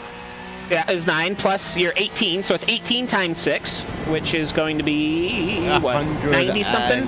Yeah, we're getting close. So you take that number, and then add it with that number, and then voila, there you go. We get a number. We get a number, which is the answer, and that's why we are here in this booth, and you are there in that commentary side, or that section there on the side of the chat. It's about 10 minutes something there. As we're just having a look. Actually, I just realized something. What? My JRT literally gives me the gap. I could have just looked at that. Let me see. We're talking about the machine of Fitzy Motorsport. They are 12 minutes and 13 seconds behind your leader. After all that. It's great they After got technology. all that. We have the technology. Fusion Red back on board of them. They are 3/4 of a second behind SimSport News race team right now. Battle for your race lead in terms of your sport division. And, well, there's only 4 cars on track in terms of this, and one of them is 2 laps down to everyone else. So if you're on the lead lap in class, you get a podium here today now, Cam. Hey, boo! As there goes the huge ass machine around Gianni Quintilier. And Jonathan Dance has been kind of hovering right behind and ahead, and he's been all around as Jens Lehmann is coming out into pit lane. I'm not sure which machine that is. Oh, that is the German Disaster Racing machine, excuse me. I thought that was somebody coming into pit. You know, I will say, in our defense, we weren't that far off. True. As far as the time goes, we weren't that far off. But no, MX5, I mean, I am a bit sad that it is a lower number. I think this would be very fun if we had, you know, 15 MX5s here. But you know what? For what we've had as a massive curb bite from Jonathan Dance, we'll slow him up a bit, they are even putting on a good show.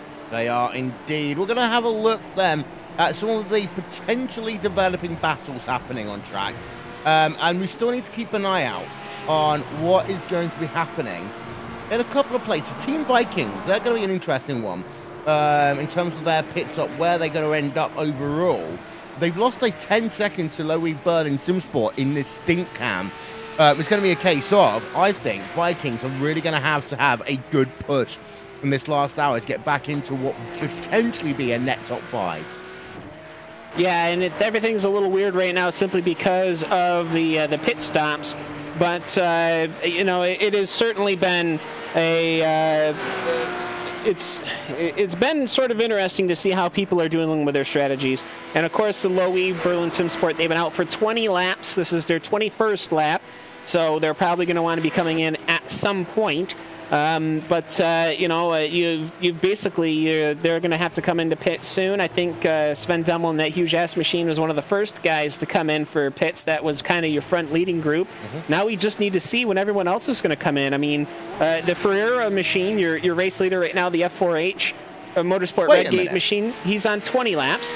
Wait a minute, I'm going to interrupt you. Team Huge Ass can't make it to the end of this race. They're going to have to do a third pit stop.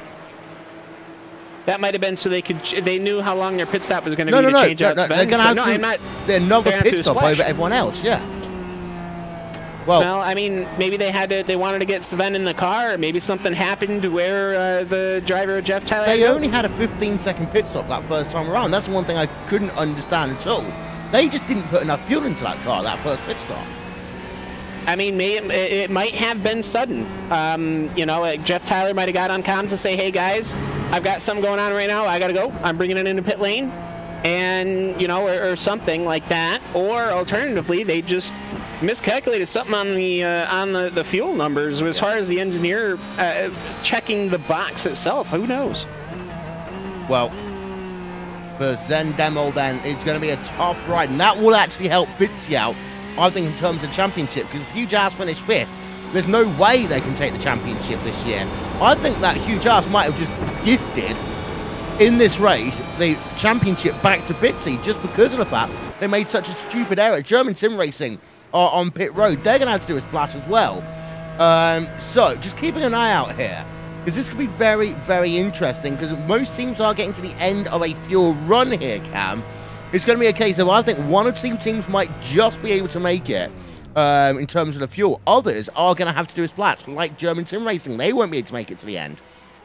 When do the points start? The top 10? Is that when the points start? Is 10 and then there's a cutoff? I'm nodding my head for the moment. I'm looking at German Sim Racing. Okay. No, that's fine. Yeah, the German Sim Racing machine, the very beautiful one in pit lane with Nicholas Galil. Gali, excuse me. But I will say, just kind of looking at the championship standings, I've been trying to do this math myself.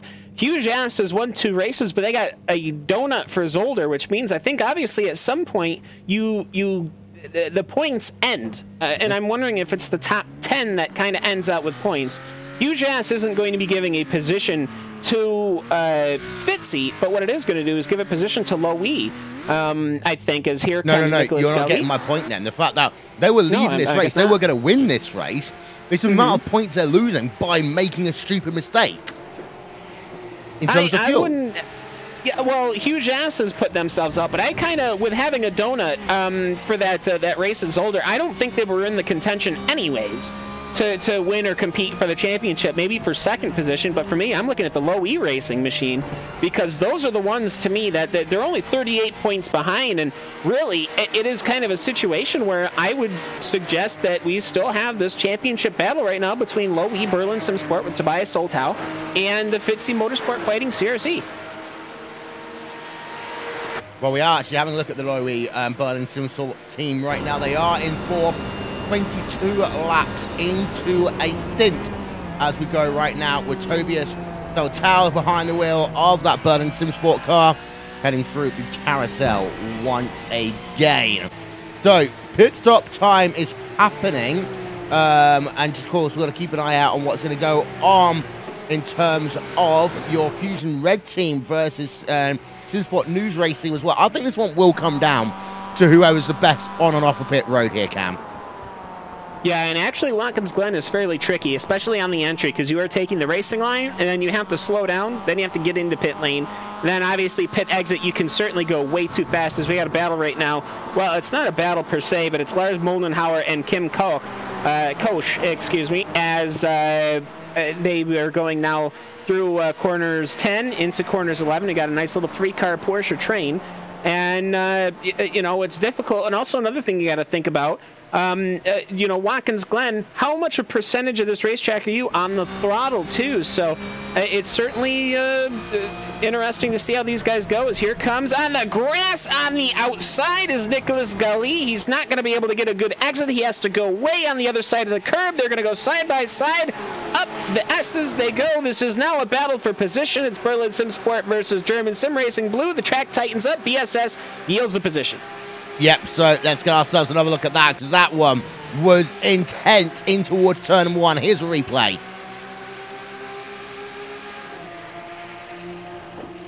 It was just a late break then. Almost, it was an avoiding action more than an overtake to start with there, Cam. He just got a better run on the exit of the corner. I mean, props to Nicholas for seeing that, because he wasn't even like, I don't even think he was trying to go for the pass. He was just trying to put pressure on it and said, hey, you're going to stop there. I guess I'll just go around you, just pick it up and run with it. And he did just that. That's +1 position for Nicholas Gully, the driver from the Diatch Club. So, and here comes on the inside into the toe. They touch just a pair. Everything's fine. Everything works out. So no problems there. But I have to say, good racing here between these two machines. Yeah, indeed so. Sorry for keeping it on the replay for a little bit longer than we would have hoped. The camera stopped working. But here we are then. We've got teams on pit road. Team Vikings are on pit road as we speak. We've had the VAPEX Racing Group GT Red team make a pit stop earlier on. German Sim Racing have made a pit stop. Chalk Creek Racing Avon Rise have just come out. They did a pit stop then of 55 seconds. Team Vikings out and away in 30.4 second pit stop for them. Hold up here. Well, what? Apparently the huge ass team is actually at Watkins Glen Racing right now, like in real life, like, and they're streaming it live. That's actually really funny. I should be so excited about this. I am.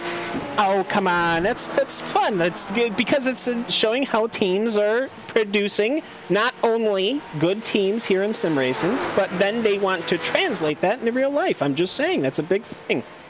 Yep. Team Vikings, so to get back on track with that one, 50.4 second even was their pit stop. And Berlin Sim Sport, this one is important for them. Big pit stop for Tobias Soltau right now. He is on pit road, 23 seconds out and away. Double stint then for Tobias Soltau after Tony Loesch only ran that one stint there, and then it went to Tobias Soltau. I was almost wondering. So obviously Tobias is doing the middle of the race, and then I guess the next pit stop, my presumption would be Tony is either going again or another driver, but it is just those two listed. So there you go. So Tobias is the one doing the middle of the racing right now, and both of them are doing extraordinarily well right now, though Tony does have the fastest lap of the race. So let's see what this Berlin Sim Sport Low E machine is going to be able to do here after starting starting in 22nd position. Yeah, and also, let's not forget here, Cam, that they are right on the bubble of whether or not they even need to make another pit stop. Of course, you've always got to remember there's that additional lap, so they should have to come and make another stop. One team who I think are going to be good are Torque Freak Racing Blanchimont. They've done 22 laps on this stint, and I think they're on to lap number 23 on their stint now. I think they won't have to pit after this one they're doing now. They've got one more pit stop to the end. I think Torque Freak Racing Blanchimont actually have got a bit of an advantage here. They will easily, I think, be able to get themselves in the top 5, but potentially a podium they can sneak out here. I mean, the podium would be huge. I mean, I'm looking at it as it's Stefan Schlocker right now. He's taking over for Ferreira, as Ferreira has obviously well-deserved break right now after running a very good double stint to start off this finale here at Watkins Glen for the Clubman Series. The Club Sport Series, excuse me. But I think for me, we'll see how this F4H machine goes. Looking at my track map, the leader right now is going to, of course, be that Torque Freak Racing Blanchimont. They are just heading into the toe right now, right as F4H is heading into the carousel. So I almost wonder. And did they take tires that last time, I wonder? I'll have a check and figure that out. Nope, no tires. So they kept with the tires too.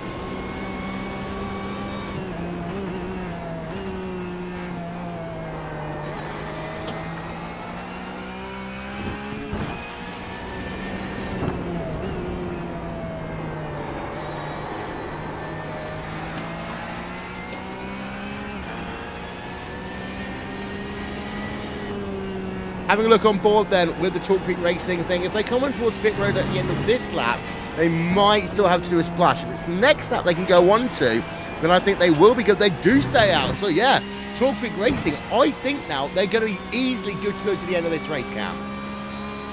I mean, 24, it'll be 25 laps. If they make it around without so much as a bobble on the fuel, I mean, that's going to be pretty huge. What I mean, when did they last come into pit? So what? That was lap 27.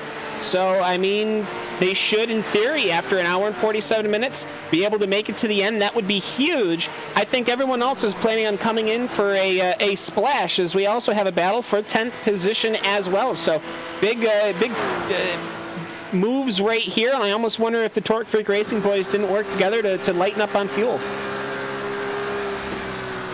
Burlington Sport versus German Sim Racing. That one continues. We said it might well have been decided through pit stops, Cam. It didn't. Burlington Sport are still behind German Sim Racing. That's the battle for P number 9 as it stands on track. Worth noting as well, Burlington Sport are 5 laps longer into a stint than German Sim Racing. So this is going to hurt them at the end in this battle in terms of fuel as well. Yeah, and these guys are really pressuring each other too. You know, I think there's kind of two pertinent strategies. It's either go as hard as you can and then just go for the splash and call it a day, or try to sip and see if you can get the 2. I think everybody is now basically race as hard as you can, because obviously when you're racing in Porsches, these cup cars, you want to race as hard as you can. People want to race. You're racing for position, all that stuff like that. It takes a very dedicated system to make sure that you're being careful enough on the throttle and the fuel and the braking and the drafting to actually make it work. So for me, easy strategy. This is totally what I would do. Run for your 3 pit stops, get in there, run as hard as you can as the German sim racing car goes around an MX-5 and doesn't even actually yield anything to Kim Cock. And here comes Lars Moldenhauer down pit lane. Yeah, and on the other side of pit road, SROC Racing Blue coming out after a 50.9 second pit stop. So Moldenhauer should be getting out of this car. Sasha Lamp is getting in behind the wheel of it. Tyres as well, I think I just saw for that number 61 car. Nope, no tyres just yet. Nope, not yet, though there is an investigation going on for an incident, or there was an investigation for an incident between the 123 MX-5 and the number 17 F4H Redgate machine that is being considered a racing incident. Good. Out and away, 30.8 seconds for Sasha Lamp. He comes out in 3rd. We talk about being a podium, being nice there, Cam. He's in 3rd place right now. Yeah, and should be comfortable right now, I think.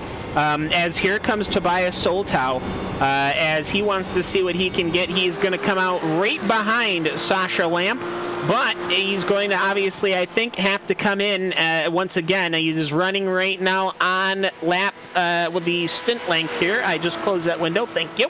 Thanks, Windows. Very appreciative. But so he's running to his stint length. I would imagine that Tobias is planning on coming in once again at some point. So, yeah, most certainly, I think, unless something dramatic happens, these are your top 3 runners.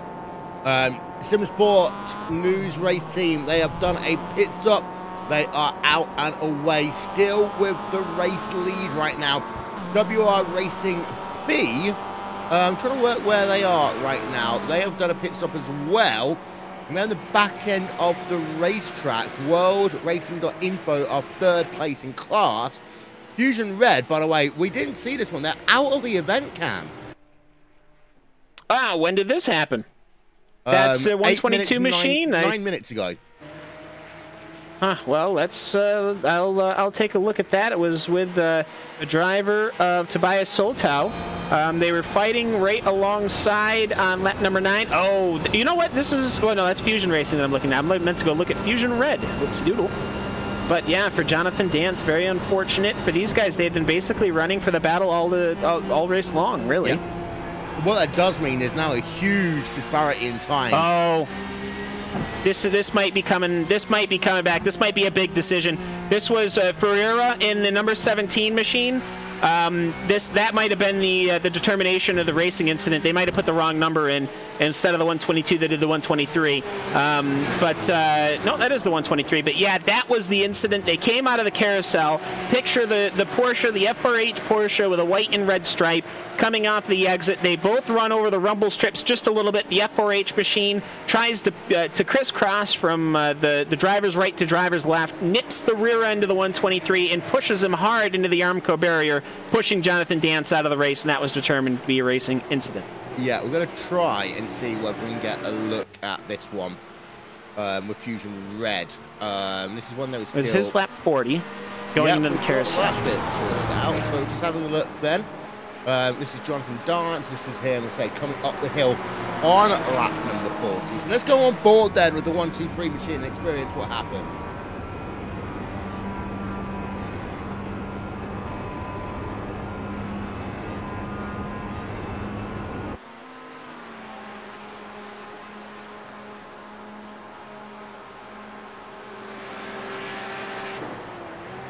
Thought it was going to be here. Anyway, yep. Well, this is the number 123 car.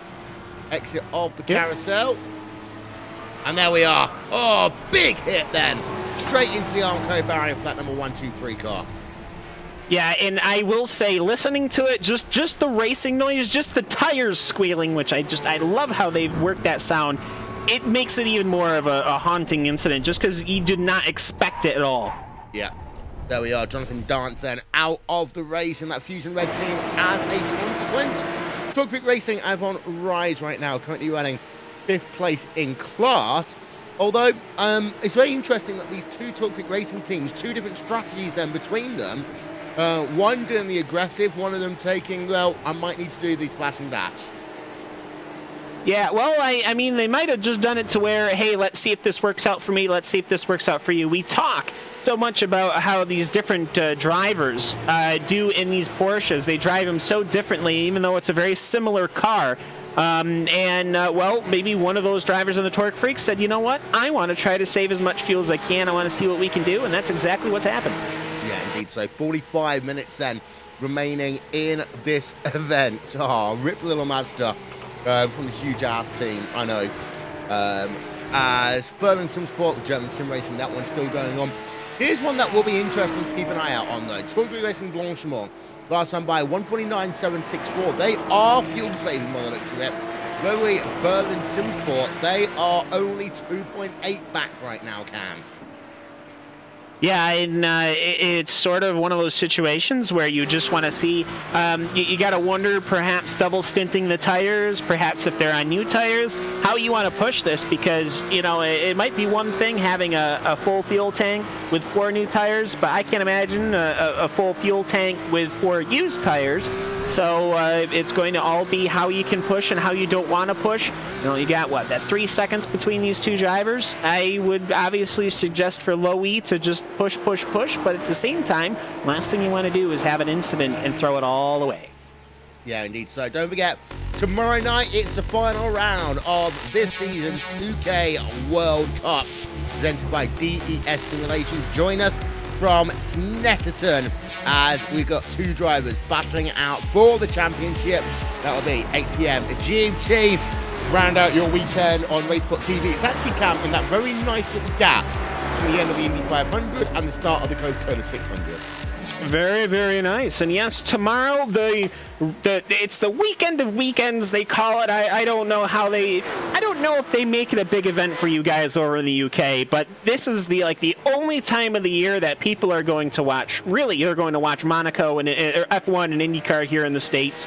Nobody really tends to watch it, though it has been fantastic this season, I will say, for F1. I gotta hand it to ESPN, as much as I don't want to, but it is just the promotional material for the big 3 races of this crown jewel of weekend of motorsport. It is a very big push, at least here in the States. Don't know how it is internationally. The greatest day in motorsport, we like to call it. Yeah. Around the world, of course, you've got the Monaco Grand Prix, then you've got yourself the 102nd running of the Indianapolis 500, and then the Coca-Cola 600 as your nightcap.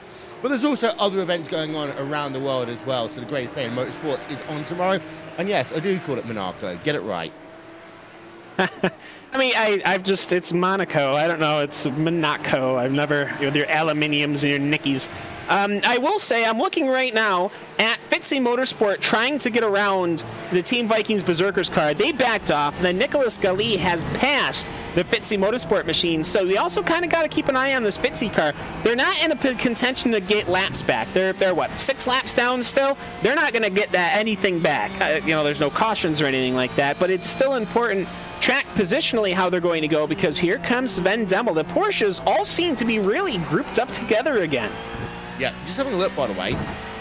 Last 3 laps, Sasha Lamp, 149.7, 149.4, 149.1. Tobias Soltau in the Lowy Berlin Simsport car is second faster, half second faster, 7/10 of a second faster. Gap down to 1.4 seconds. Either fuel saving of the driver is the battle between P for position number 8, the Team Vikings Berserkers, and that German sim racing Blue Machine. The Blue Machine washed out heavily in corner number 8, lost the front traction, had to save it and get back onto the racing surface. So there's a little bit of a gap there, but I will say Ols Marius Jensen is not as fast as Nicholas Galli. So that's it's going to be interesting to see how that goes. But at the same time, perhaps that Berserkers machine is just saving the car, because we almost saw Nicholas Galil go off track.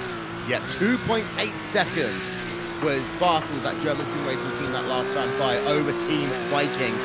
Vikings, I just think their tyres are just too old. They're already 18 laps into the stint. Let's forget that one. Well, they're taking care of the car after an 18-lap stint, I think, rather than trying to push it. And that's obviously very healthy. You don't want anything to happen. And actually, Nicholas Galli he backed off before they even hit the S's. Very strange. I almost wonder if maybe he had a slowdown or something like that. I don't imagine. If you take that inside just a little too hard, you can certainly get a penalty, which he did not. So not quite sure why he backed off so heavily there, but that's allowed Oles Marius Jensen to get some breathing room, as really you have basically got all of the big players in Porsche all locked up together here. Yeah, you have. Fitzy again, they are currently P number 14, so they're only there to create issues, so to say, right now. VAPEX Racing Group GT Red in P number 7, they are close behind the Team Vikings number 2 car, the Ragnarok machine, with Tom Anders Brevin behind the wheel of that one. Gap is 8/10 per second, but Shane Norton, the VAPEX Racing Group GT Red car, has been losing time in the last 3 laps or so now. Yeah, and Oh, it's he sort spins. of. Oh yes, going into pit lane. I think at least maybe that was intentional. No, Well, it he's on wasn't pit even road intentional. now.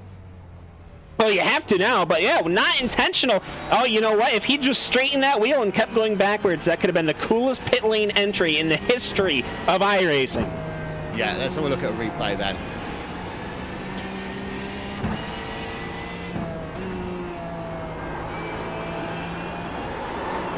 Just lose it on corner exit. Yeah. Well, it was nicely into pit road. If you just hit Well, reverse, it would have been fine. Gone down back road backwards, 55 miles Exactly. an hour to the limit to go on. I mean, for me, you know, this is why we need 5-speed manual transmissions. He could have just hit the clutch, put it in reverse, and just drove backwards. It could have done a whole Days of Thunder thing. One more look. Yeah, he just lost it. I'm confused Yeah. as to how he lost it in the first place.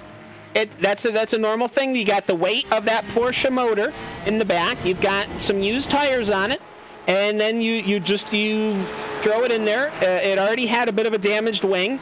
He entered the corner doing 120 mile an hour. Kind of dove to the inside. You know what? I think he just nipped that inside the curb. Then he rode up onto the concrete and he just spun out. Yeah. On board now with the Low E Berlin Simsport car. Battle for third place on track right now, as half a second is the gap between themselves and Talk Creek Racing and Sasha Lamb. Unlikely going to happen into the carousel. Although Solto's like, well, I might as well die down the inside anyway. But, well, I've got a feeling start from this line here, Cam. Yeah, and I'm watching the battle between Soltau and Lamp, and I almost wonder how much. I mean, Lamp doesn't have to conserve at all, right? Like, he can just push as much as he wants.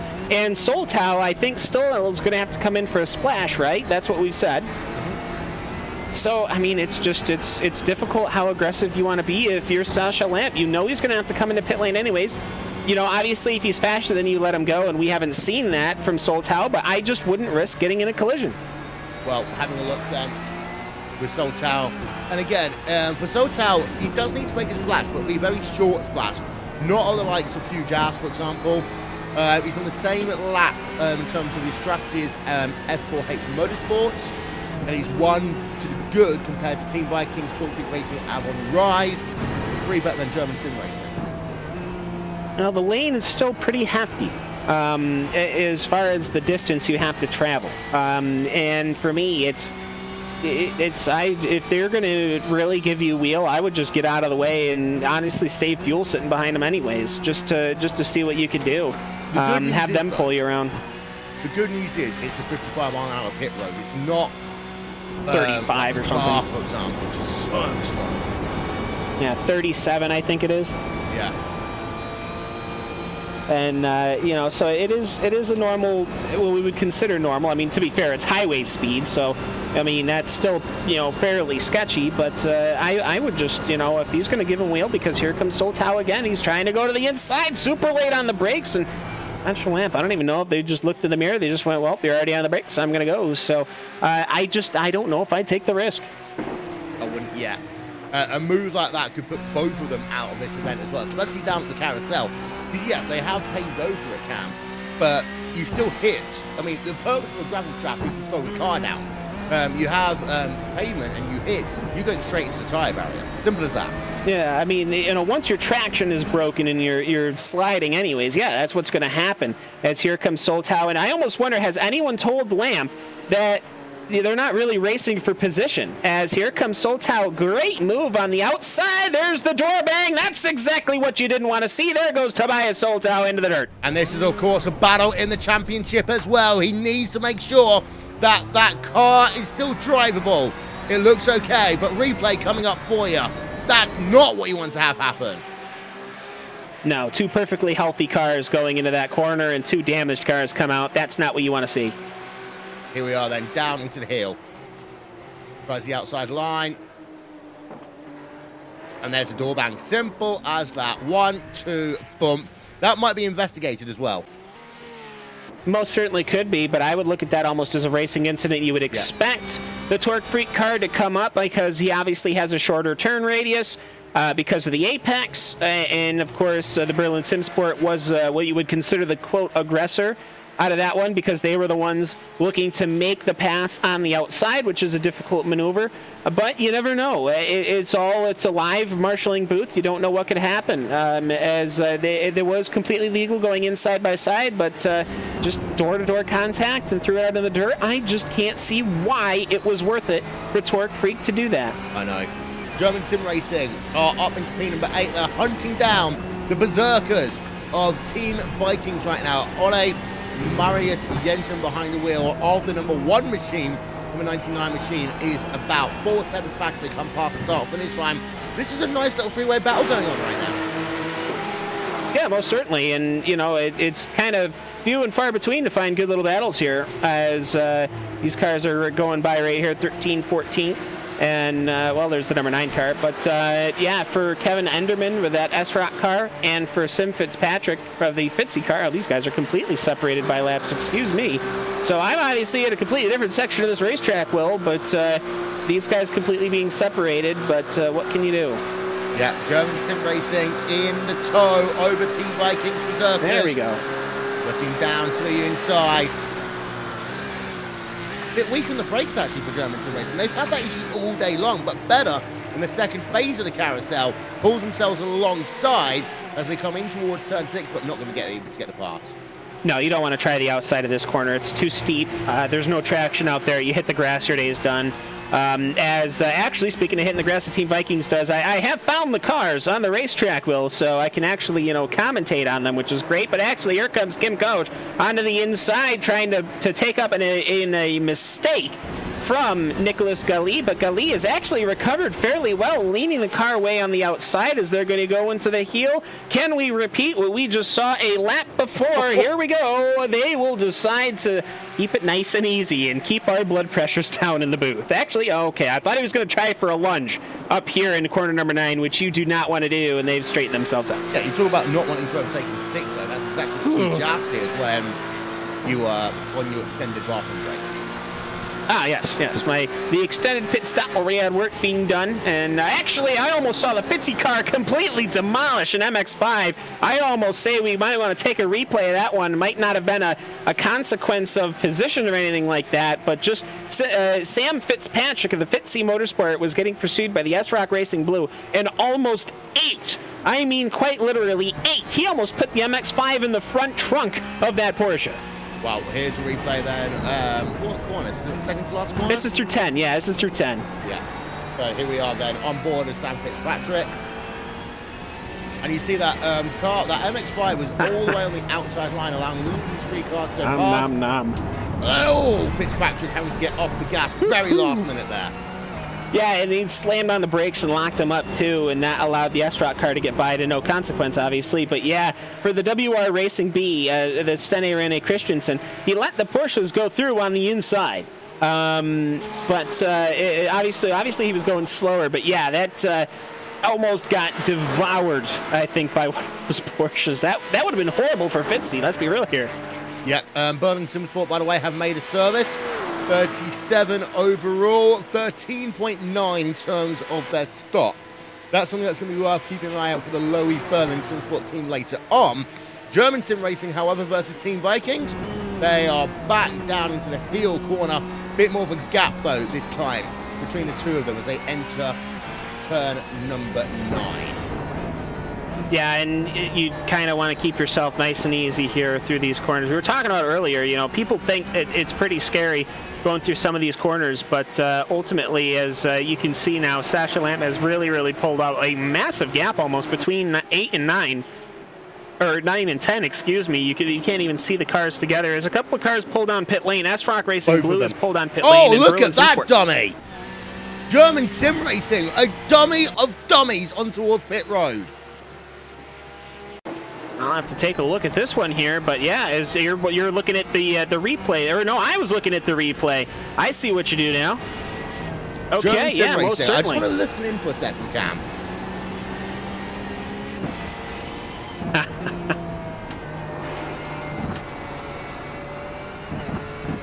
Well, they do get to pit road speed. Yeah. I think the issue is they were so early getting onto pit road speed, they thought, wait, we'll have bought it. Yeah, I mean, they had another 4 or 5 seconds they were going to have to do at 55 mile an hour, 44 mile an hour, excuse me, not 55. Yeah, and so he had to pull out. So here is Ols Marius Jensen. We'll see if that Sim Racing Blue machine, the German Sim Racing Blue machine, will come in this next time by. I imagine they will, because they are on lap number 16. No, they should have plenty of fuel. Yeah. So yeah, I don't get that one. That might have been maybe a miscommunication or something. Or just a dummy. The dummy works. I mean, sometimes give a second, gain more later on down the line. In German Sim Racing, they seem to have a very good car, but not very good at overtaking today. No, and you know, some people are just good at the aggression that you need. The positional aggression, I think, would be the term for trying to get around here at Watkins Glen. Sometimes it's just straight up aggression. But what you want to do is you have to force yourself through in as polite a way as possible, if that makes sense, obviously. You know, you get to European tracks or maybe Japanese tracks, you can really just, as long as you've pulled alongside and you're going to a braking zone, your corner is as Huge Ass is now onto pit lane. This is their last pit stop, so this is going to be huge here as the Dickens Cider machine pulls into their box. There's the number 33 team going to work on that Porsche. As it's one of those situations where this type of racing, this type of passing that you need to do, some people are good at it. Some people, they're just not as comfortable. Sorry, someone's some Dickens cider there. Wow. Dickens Cider. Yeah. There you go. As Sven Double pulls away, he's got his fuel. It was 18 seconds in the stop, 38 seconds on the group, and the track map is going to be P number 1 is entering the carousel, and they are just hitting the S's. So I think that right there, not that bad. F4H is heading right into the chute right now, as it's called, corner number 6. And so, well, we got to see what these guys are going to do here. Let's go on board then with Huge Ass. Give you a little bit of RaceSpotTV fan immersion.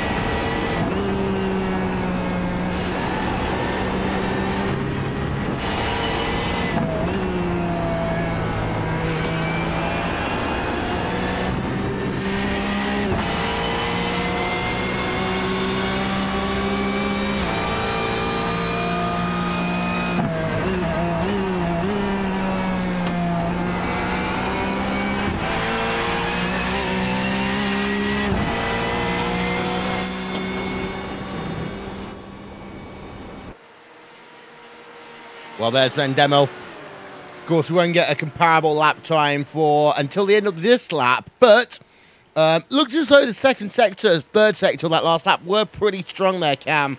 Of course, he's 20 seconds behind F4H Motorsport.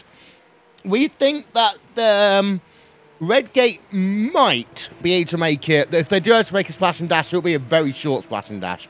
And that actually will give them the advantage, I think.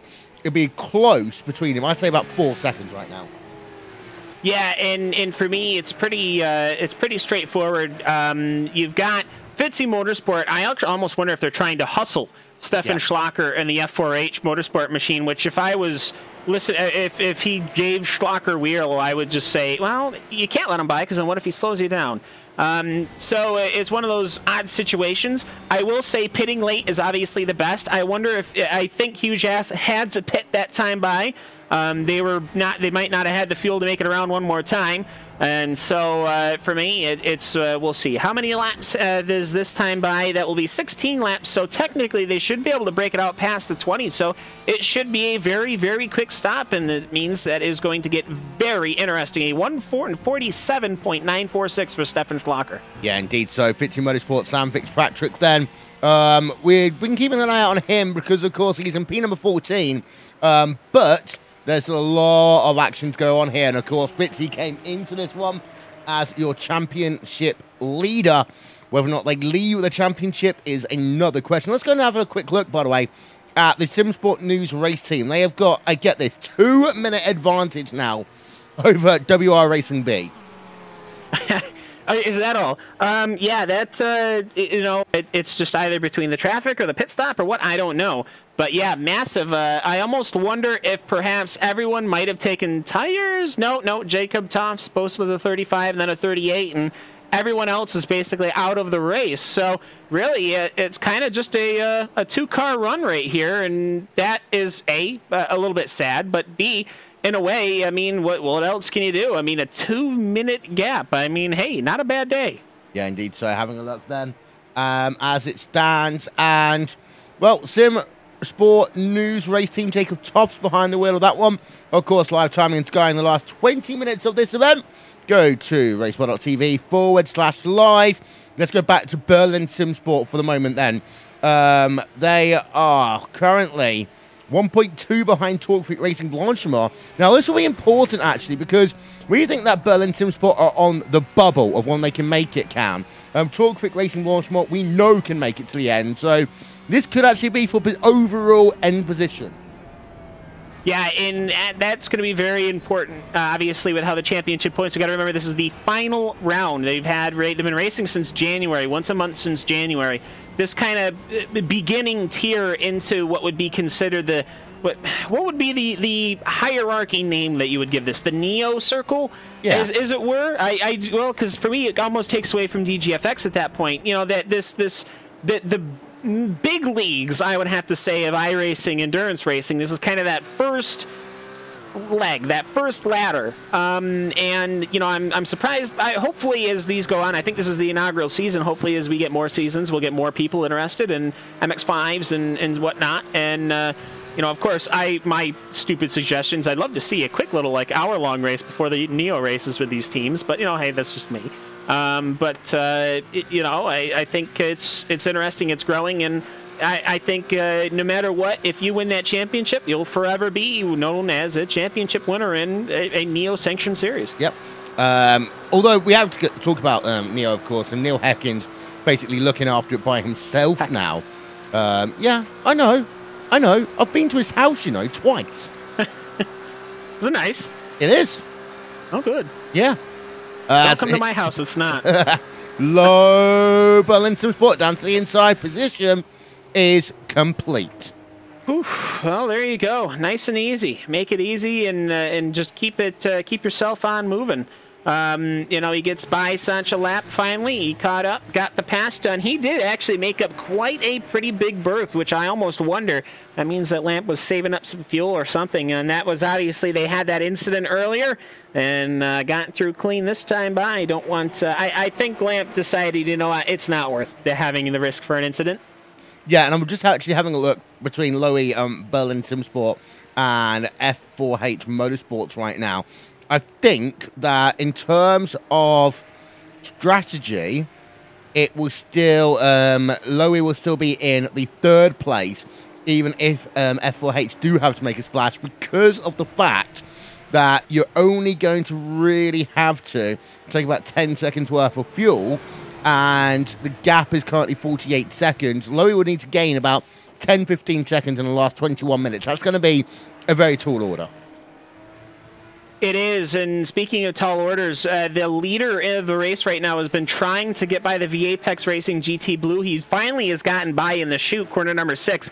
He was held up, I wouldn't say held up, but he wasn't able to go as fast as he would have liked to have gone, just being stuck behind Richard Yeager. No fault of Yeager's, he was doing completely no problem, but what that means is that Sven Endemel is going to be getting that much closer as well. So we've got battles kind of brewing up all over this racetrack, despite the fact that it's not a very busy racetrack. Yeah, just having to having a look at the replay of that one, actually. Stefan Schlacker, you see, finally gets a good run, dove down the inside of turn number 6. You kind of have to when you know that you still got to finish off the battle. That's pretty much it in terms of battles right now. We haven't actually got many big ones on track cam. No, we don't, and that's okay. We've still got another, what, 20 minutes, 22 minutes of racing to go. Yep. These guys just want to settle themselves out. We got a 19-second gap between the F4H and Huge Ass that last time by. Let's see, they go past the start-finish line. Did that V Apex machine cost them a little bit? Well, let's see, as here comes the Huge Ass machine. Of course, Mr. Jass, the mysterious sponsor of these blue and yellow machines, as he comes on by mysterious benefactor, excuse me, that was the word I was looking for. Almost 0.7 of 1 second in that one lap, and that's going to turn into who knows how much when it comes time for F4H to come in for that splash and dash. Unless, well, I think the F4H, unless they really are trying to save fuel here, but you get to a point with the number of laps remaining, it will be still close. Here's a look at the most recent lap times, and they have gained 1.3 in the last 3 laps there, Cam. Well, there you go. But I think for me, as it's just looking at it according to my JRT, because it knows how to do math, thankfully. Yes. It is predicting, and it is honestly really, really accurate. I was always thinking that it was not accurate. 11 laps. After this lap, it'll be 11 laps to go, according to my computer thingy. So 11 laps, and F4H is on lap 20. They're obviously going to not be able to stay out. Now, for me, the biggest worries, if I was the track person for F4H Motorsport, I would just be constantly running through the checklist of trying to come down pit lane, because the last thing you want to do is them putting tires on that machine. Yeah, and Stefan Schlacker will have to do a pit stop. There's no way he can do 30 laps on a tank here. Well, 30 laps ever. It's about 24, I think, is the highest we've seen today. 25, I think, was that last run from Torque Freak. That kind of sealed the deal for them only needing to come in twice. But that was it, and that was intentional fuel saving and drafting, we must remember. Yes, indeed. So we're going to take a quick 2-minute break here on RaceSpotTV. We'll be back for the final 15 after this.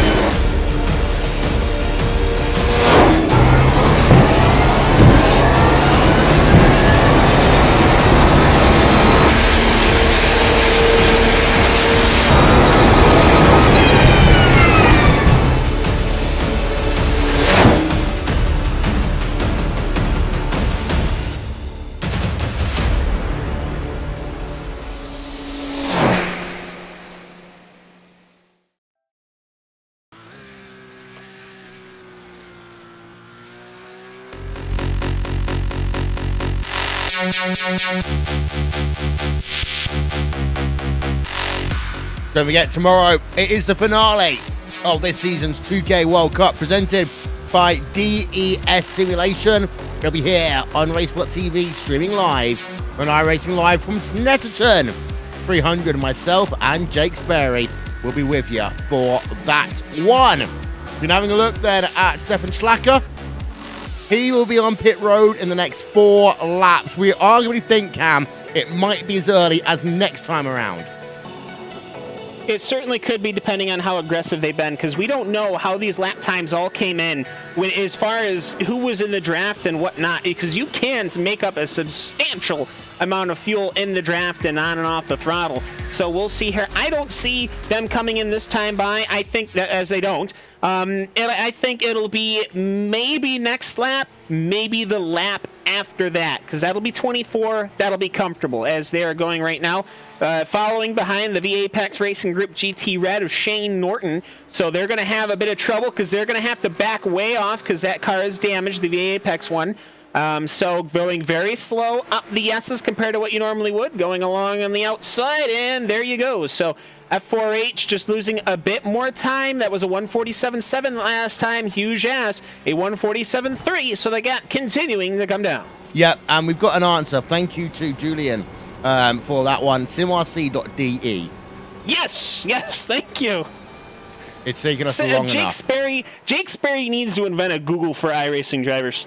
Well, we are. Just type in the... No, he needs to make it so I can just Google. I just put in the driver name, I hit enter, it tells me how to pronounce it, where they race. Yeah, it's called Sim Racing Wiki. It's coming, it's in progress. Oh, that's right. We are making that, aren't we? Yeah, Marius Gollenbeck, and who's the other guy doing it? One of the Coanda drivers is involved in it, I believe. Backham, I think, isn't it? No. Borcher. Actually, no, it's Andre Borcher, I believe, doing it. Yeah, Andre Borcher. Yep. We don't know. We know nothing. I know nothing. We there we are. I know show. something.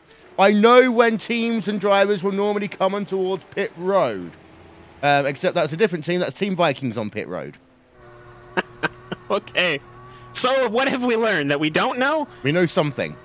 We know things like your name's Will and my name's Cam. Yep, having a look then at Tom Anders Bevan on towards pit road for what will be a splash. Now, this will be interesting because we want to know what the time is.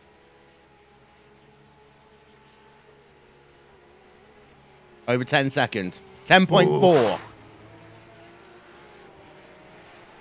As we've got Talk Freak Racing. It's Jorn Jens. Thank you, Jack. Yeah, I knew it was someone, all right? Talk Freak Racing Avon Rise on pit road. Right now doing their final service, and we are having a look then. James Owens on towards pit road to make his final stop of the event. So 10 seconds is what we're kind of looking for now. We've got that as a frame of reference. Owens for the Avon Rise team. Let's not forget, him and his teammate, Talk Freak Racing, were nose to tail at one point. Now Talk Freak Racing are about 45 a minute ahead of their Avon Rise teammates because of the fact they haven't had to make this final pit stop. Yeah, most definitely, and it has just kind of been a wild thing, and because you don't know, was it the driver that made it, or was it the team decision, or what? As the Torque Freak Racing Avon Rise machine now has the GSR car on the outside, here it goes. It's an easy pass for the number 99 as he got slots in. James Owens, he actually catches up in the draft. That was brilliant. They almost make a bit of a touch, and there they go. They straighten out, and James Owens, in the 15 seconds he's been in the car, has already had a very, very dramatic day. Yeah. No, he had the first sin, excuse me. Yeah, well, there we are. Nicholas Galley then, number 99 machine. Some fantastic racing with Torque Freak Racing and James Owens there. Well, we are still waiting for the F4H Motorsports car to come on towards pit road. Not this time. Really? But the lap times have been getting horrible. They did a 148.6 that last time. Okay, back to a 147.5. The gap is now down to 15 seconds, and Sven Demmel can almost see the F4H machine. And obviously, as we know, once you see the car in front, you get the red mist. And or whatnot. It was a 147.1, so it's down to a 15 flat. Will, I think we've got a brilliant race building up with the last, we've got another 10 minutes to go. Yep, don't forget, you can get social with us, like us, and subscribe on YouTube. Also, Facebook /RaceSpotTV on the Facebooks and at RaceSpotTV on the Twitter machine. VFX Racing GT Blue on pit road for their final time today. A longer stop. You wouldn't really want to get damage repaired this late on in the game. They're taking tyres with 10 minutes of a race to go, Cam. You know, we spent the money on these tires, and it's going to cost too much to ship them back to Germany, so we're going to use them. You might as well. They're still going to have the stickers on them by the time that race finishes. You know what? Well, you know, actually, there was a pretty significant race. They were still in a battle with both MOATF and S-Rock, so they will have lost themselves 2 positions on. Yeah, well, you know, if the box is checked and the people are, it doesn't matter how much arm waving you're doing. You know, they're going to put the tires on regardless. So yeah, 37.5 second pit stop out and away. That was 17 seconds too long there. Give you an update what's happening in your sport division. It's a lap now, the gap between P number 1 and P number 2. Here they come.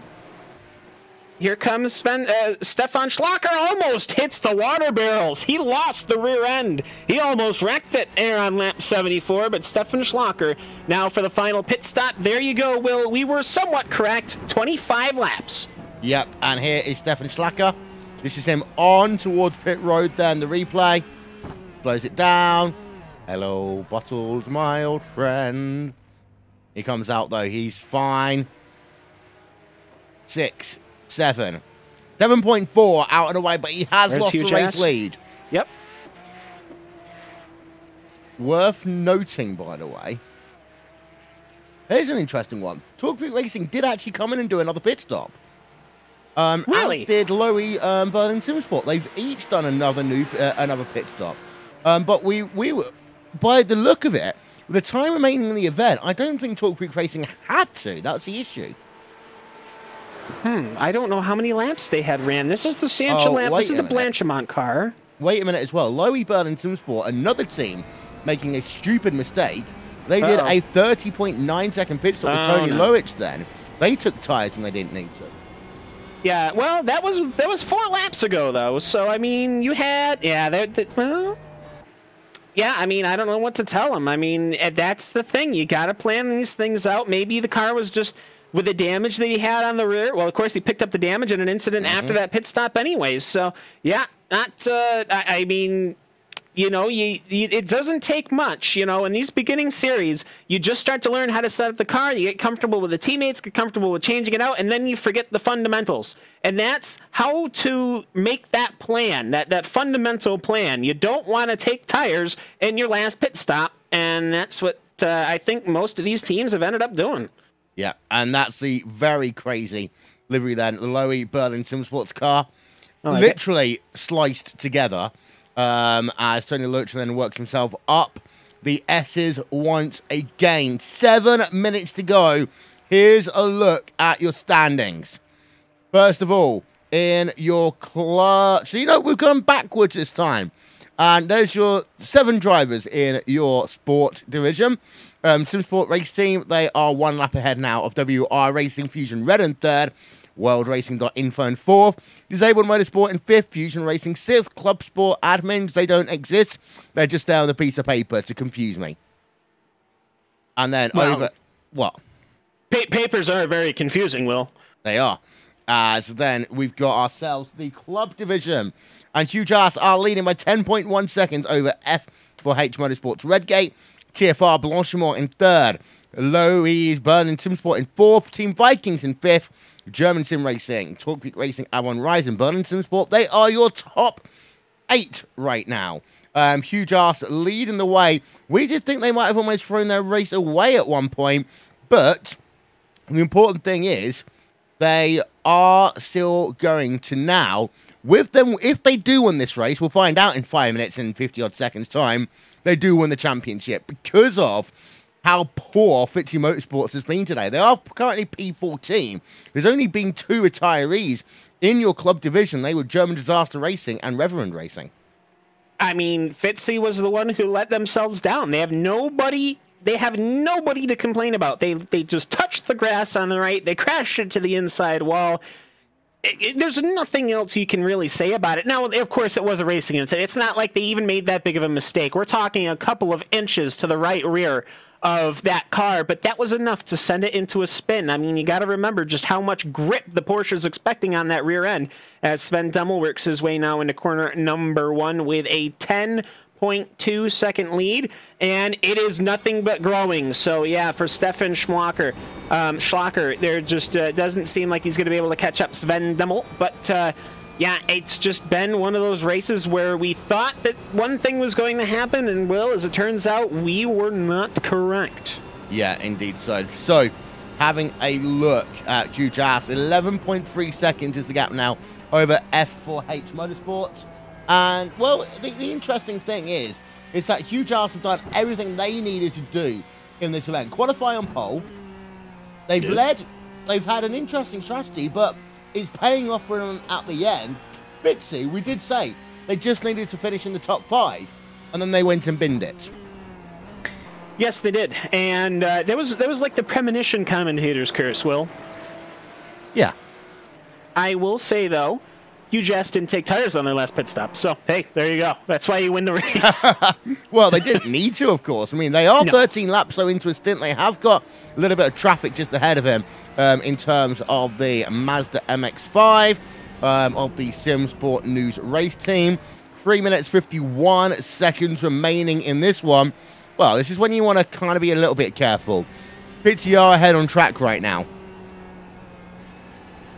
I'm not saying anything, but you always get a little bit of worry, Cam, don't you? I mean, anything can happen. It's 11 seconds. It's going to grow. Here comes Sven Dummel. Down the front straight, downhill one more time. Oh my goodness. I'm looking around this track. I've been here so many times. I know where everything is, and this track is just, this is like the 2007 version of this track, and there's so many grandstands that are missing. It makes me sad. It was a 147.5, which means that it was 5/10 faster than Stefan Schlacker that last time by. Torque Freak Blanchimont is way off. They are just entering the toe of the boot, so it is just these front 2 cars. Really interesting how this race has developed, Will. I mean, we really thought that that Torque Freak car was going to be able to make it, and they ended up having to come in, so who knows? Yeah, Team Vikings, by the way, right behind Berlin SimSport. They have closed up a lot over the last couple of laps. Here's a look at the gaps. You can see that over the last 3 laps, they have been almost 4 seconds faster than Berlin SimSport. Championship going away from them. Any ideas of that for Berlin SimSport? Here we are, though, with 2 minutes 30 seconds remaining, and for Berlin SimSport, now they just got to hold on to P number 4. Yeah, I mean, you might as well get it as good as you can, as Tony Loesch has got Tor Anders Berven, which is about as Vikings of a name as I think you can possibly ever get, is coming off of corner number 9 right now, a little bit loose. So I've got to remember that Ragnarok machine is the one that's carrying more damage between the two. And you know what? I think for me, one of the biggest things of this race was when Lamp and Loesch had that incident in corner number 8, the heel of the boot, Will. Because you know what? For all we know, that put more aerodynamic drag on that Porsche. That cost them more fuel as the long run for Torque Freak. Yeah, indeed. So that might be worth thinking about, actually. Well, it is worth thinking about. It might be worth something that if we ever had to come back to and reanalyze this race, that would be one thing that might have been worth considering more detail. Up the hill, Team Vikings versus Berlin SimSport, the Lowy version. They'll have one more chance maximum after this to get the job done. In fact, they will head themselves down the back straight away. Now, is there going to be a defensive line taken by Bert? No. And actually, I will say one thing. The Team Vikings car, not good in a straight line, but Berlin SimSport locking up twice then into the carousel.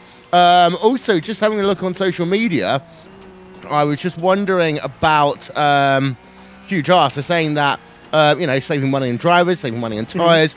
If they do spend 15 minutes, they can save 15% or more as well on their car insurance, Cam. You can't get car insurance, Will. They're race cars. You can get race car insurance. It's expensive. Yeah, I know.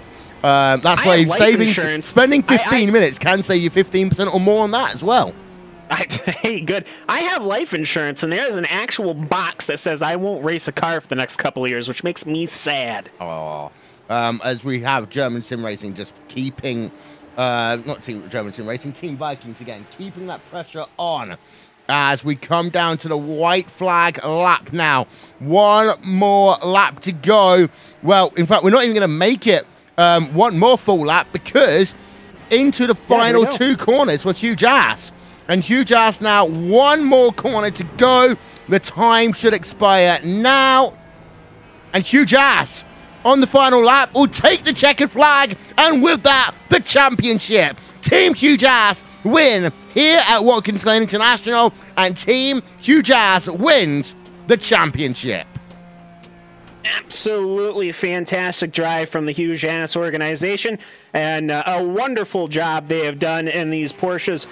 So congratulations to them. They did have a donut. They did have a non-finish at Zolder, but they won at Indianapolis. They won at Barber, and they did a fantastic job at Okayama. But they have finished just behind Low E, Berlin, SimSport, and Vikings, which means that we have an entire lap to go with these two guys. They are neck and neck. And they're going through right now, corner number 6. Yeah, but like easiest opportunity to overtake.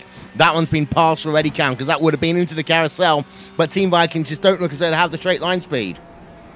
No, and that means they're going to have to hustle into the heel. That's the only chance they're going to have here.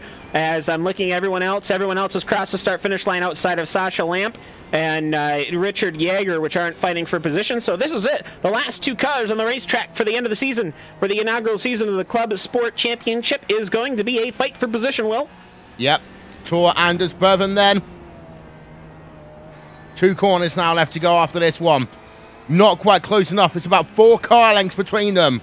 You're going to have to run it in hard into this corner. Nowhere. No chance at all. All that Burlington Sport Lowy need to do now is exit this final corner. We have seen one issue here today. We're not going to see one on the final lap, however. It'll be Lowy Burlington Sport in 4th and Team Vikings in 5th. Yeah, great race in the Porsches.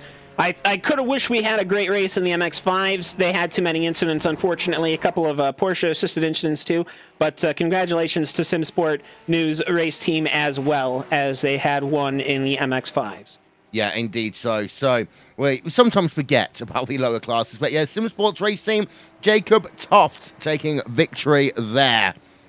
By a lap when all was said and done as well. So, here's a look at your final race results.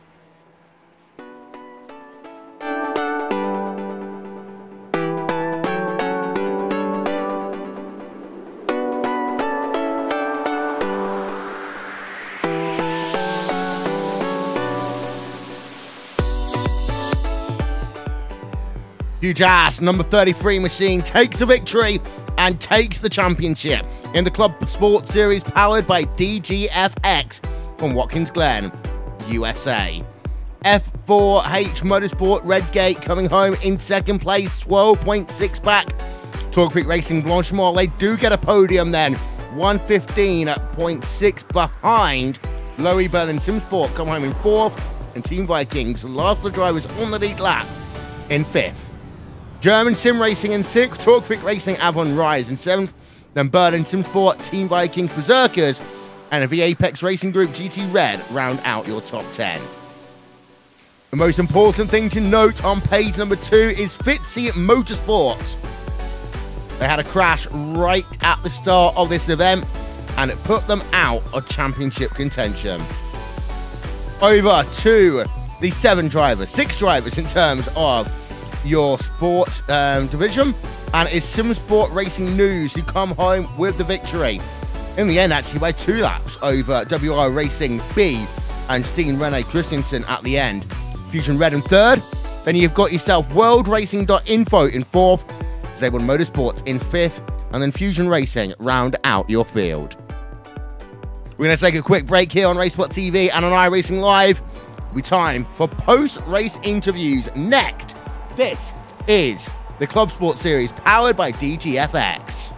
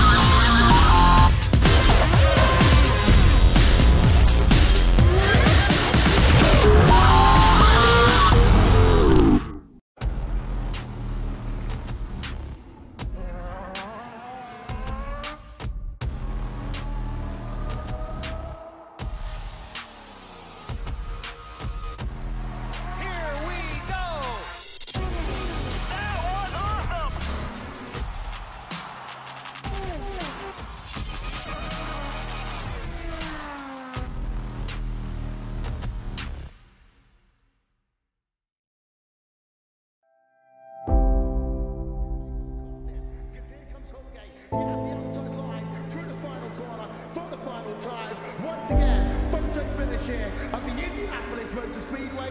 Will it be Tim Hogan? It's going to be Christopher DeMerrick at the line.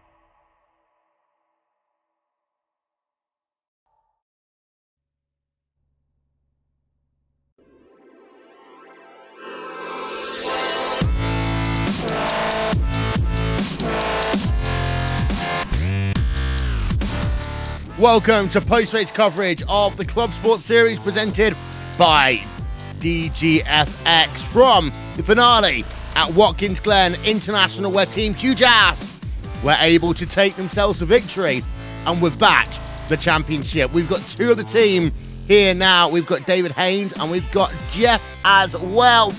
Well, let's start with whoever wants to talk first. Congratulations on winning the championship. Hey, thanks guys. It's actually myself, that's Jeff, and Sven is the co-driver for this race, not David Haynes. Oh, he's there, so I just want to say hello to him. He's here Trying to steal credit. Yeah. He's keeping us in line. Okay. Thanks for broadcasting. We had an absolute blast doing this championship, so a huge thank you to the DGFX guys for putting it on. Yeah, I'm really happy to come out with the win. Really great job to my my co-driver too. I'll let him jump in here. Yeah, I really enjoyed the series. Mazda and the Porsche are just really working well together, and for the most part everyone seemed well behaved. So yeah, that was a lot of fun, the series, and I'm happy we could clinch the championship in the final round. There was a couple of scary moments at the start of this event when I remember going up the hill onto the grass twice. It cost you the lead once, actually, when you were overtaking the Mazda MX-5. Just talk us through that one, how crazy it was. Yeah, with the Mazdas, it was, difficult to predict which side of the track they would go to, whether they would track out all the way to the left or stay to the right. And that time, there were 3 in a row, and I remember the one in the back, the first one I was coming up on, looked like he was going right, so I decided to go left, but the lead 2 stayed left, and had to weave our way through there. So yeah, but that's what's great about this series. You have to kind of manage the traffic, and with the Porsche, there's so many talented drivers and teams, you end up really, really close on pace, and yeah, just a little thing like that can lose you the lead. That was just my microphone not working. So, of course, you do get yourself the victory, you do get yourself the championship as a consequence. How does it feel to win this championship? And, well, what's next for the team? Because, of course, there's also some other racing going on at Watkins Glen right now, apparently. Yeah, we have our teammates are racing at Watkins Glen in real life right now, so we are definitely gonna go and support them today and tomorrow. And yeah, we're really happy to win this championship, and we're looking forward to doing more with DGFX and maybe some other organizations. Sponsors, shout outs. Oh, you carry on. Sorry, if I could just jump in on that one, because I've been following everything that Huge Ass has been doing today, and we've just finished a 7-hour race in the Real World Champ Car Series, also at Watkins Glen, so 2 races at Watkins Glen today for our team.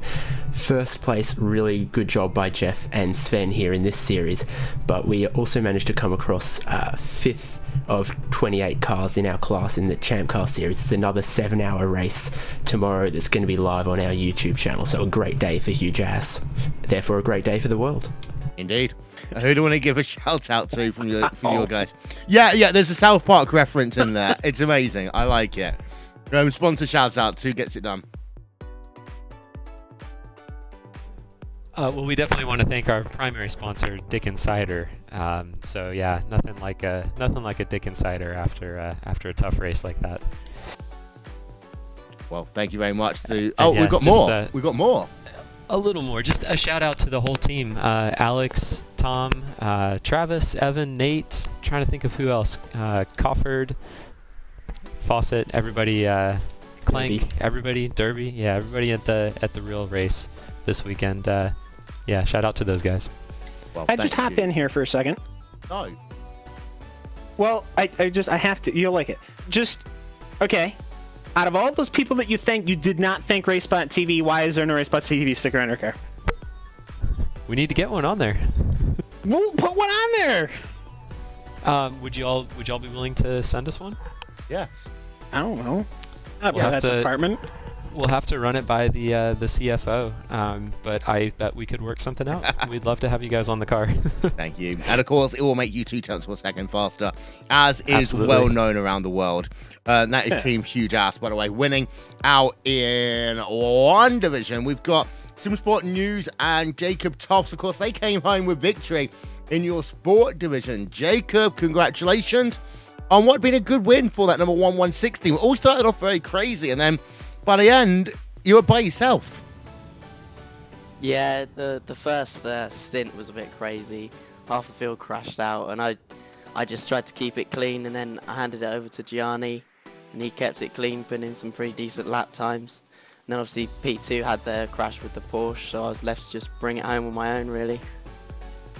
Well, in terms of this race, those first few laps, of course, we heard the perspective from Huge Ass in terms of sorry, I just had some Dick Insider again then. We heard this perspective from Huge Ass in terms of the craziness, in terms of lapping all 6 of the Mazdas at the same time. Talk us through that one from your perspective. Well, the closing speeds on the Mazdas from the Porsches was pretty insane at Watkins Glen. So we just had to keep it clean, had to hold our lines, and I managed to keep it clean and get 0x with no car contact somehow. Well, nice. Of course, you weren't fighting for the championship here this afternoon. However, getting the win in the final round of the Clubsport Series presented by DGFX, how does it feel in terms of what had been a fantastic day's worth of racing? This was a race I always wanted to win because it was Gianni's last race for the team since he moved to Talk Freak Racing. And he just put so much in. He'd been building setups, and he built a setup for this race, and it was amazing again. He just put so much into it. I really wanted to give him something back. Well, who gets it done for your team? Sponsors, shout outs, pet goldfish, go. I don't have a pet goldfish. I've got a pet cat, but that's it. I'd like to thank Enigma Motorsport. Even though he's not a sponsor, I want to thank Gianni for making the set and stuff like that, just putting the whole thing together. Well, thank you very much then. That was SimSport News, and the race team, they came home with a victory here today, 116. There's a reason why there's no pet goldfish cam, because the cat probably would have eaten it. You don't know that. The cat and the fish could have been best friends. Doesn't work that way. Right, who have we got next? Saying. Who are you going to talk to? I've been waiting. I thought I was going to talk to our winners in MX5s, but no. So we do have Louis Berlin SimSport. I think probably the paint scheme that was up there for one of the ones that we really liked. So we have Tony Loesch, if I'm pronouncing that correctly. Way to go, splicing 2 paint schemes together and not making a mockery of it a la Bar F1. So congratulations for that. But alternatively, outside of that, you finished in the 4th position after starting 22nd. Tony, just kind of take me through the day. If only it could have been a bit higher. Perhaps you could have fought for the championship. But ultimately, though, a decent day here in the Club Sport Series. First of all, thanks. Can you repeat the question, please? Yeah, okay, just you had a good day. You started in 22nd and you finished in 4th. Did you have a good race out there? The race was pretty fine, but we also have some... Whoops. That was... There we go. Driver changed at the end, and of course the crash was not so nice. No, the crash was not so nice. That was an incident with Lamp of the Torque Freak racing car. Did that affect the car a lot, or was it just the incident itself? The car was pretty good after that, but the SS was a bit difficult after that because of he lost some downforce on the rear, so it was quite difficult to run that flat out. Yeah, I can certainly imagine. And this season, the season's completed. Are you going to be back for next season? I mean, the Porsches are always entertaining to drive. They're always fun to drive. Are you looking to come back next season?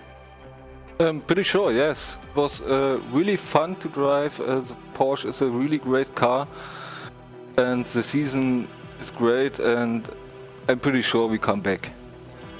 All right, so I'll give you the floor. Anyone you would like to give a shout out to or thank you before we let you go? Okay, I will thank my mate Tobias. He did a great job. He's a great driver, and I hope he will drive with me in the next season. All right. Anyone you'd like to give a shout out to in your native language? Ja, gerne. Ich würde gerne meine Mutter grüßen, die vielleicht noch zuguckt, und alle anderen. Meine Schwester, mein Vater. So, that's it. There you go. So, Tony, thank you so much for hopping in the booth with us. Congratulations on the run here, and we'll hope to see you again. Okay, fine. Thanks.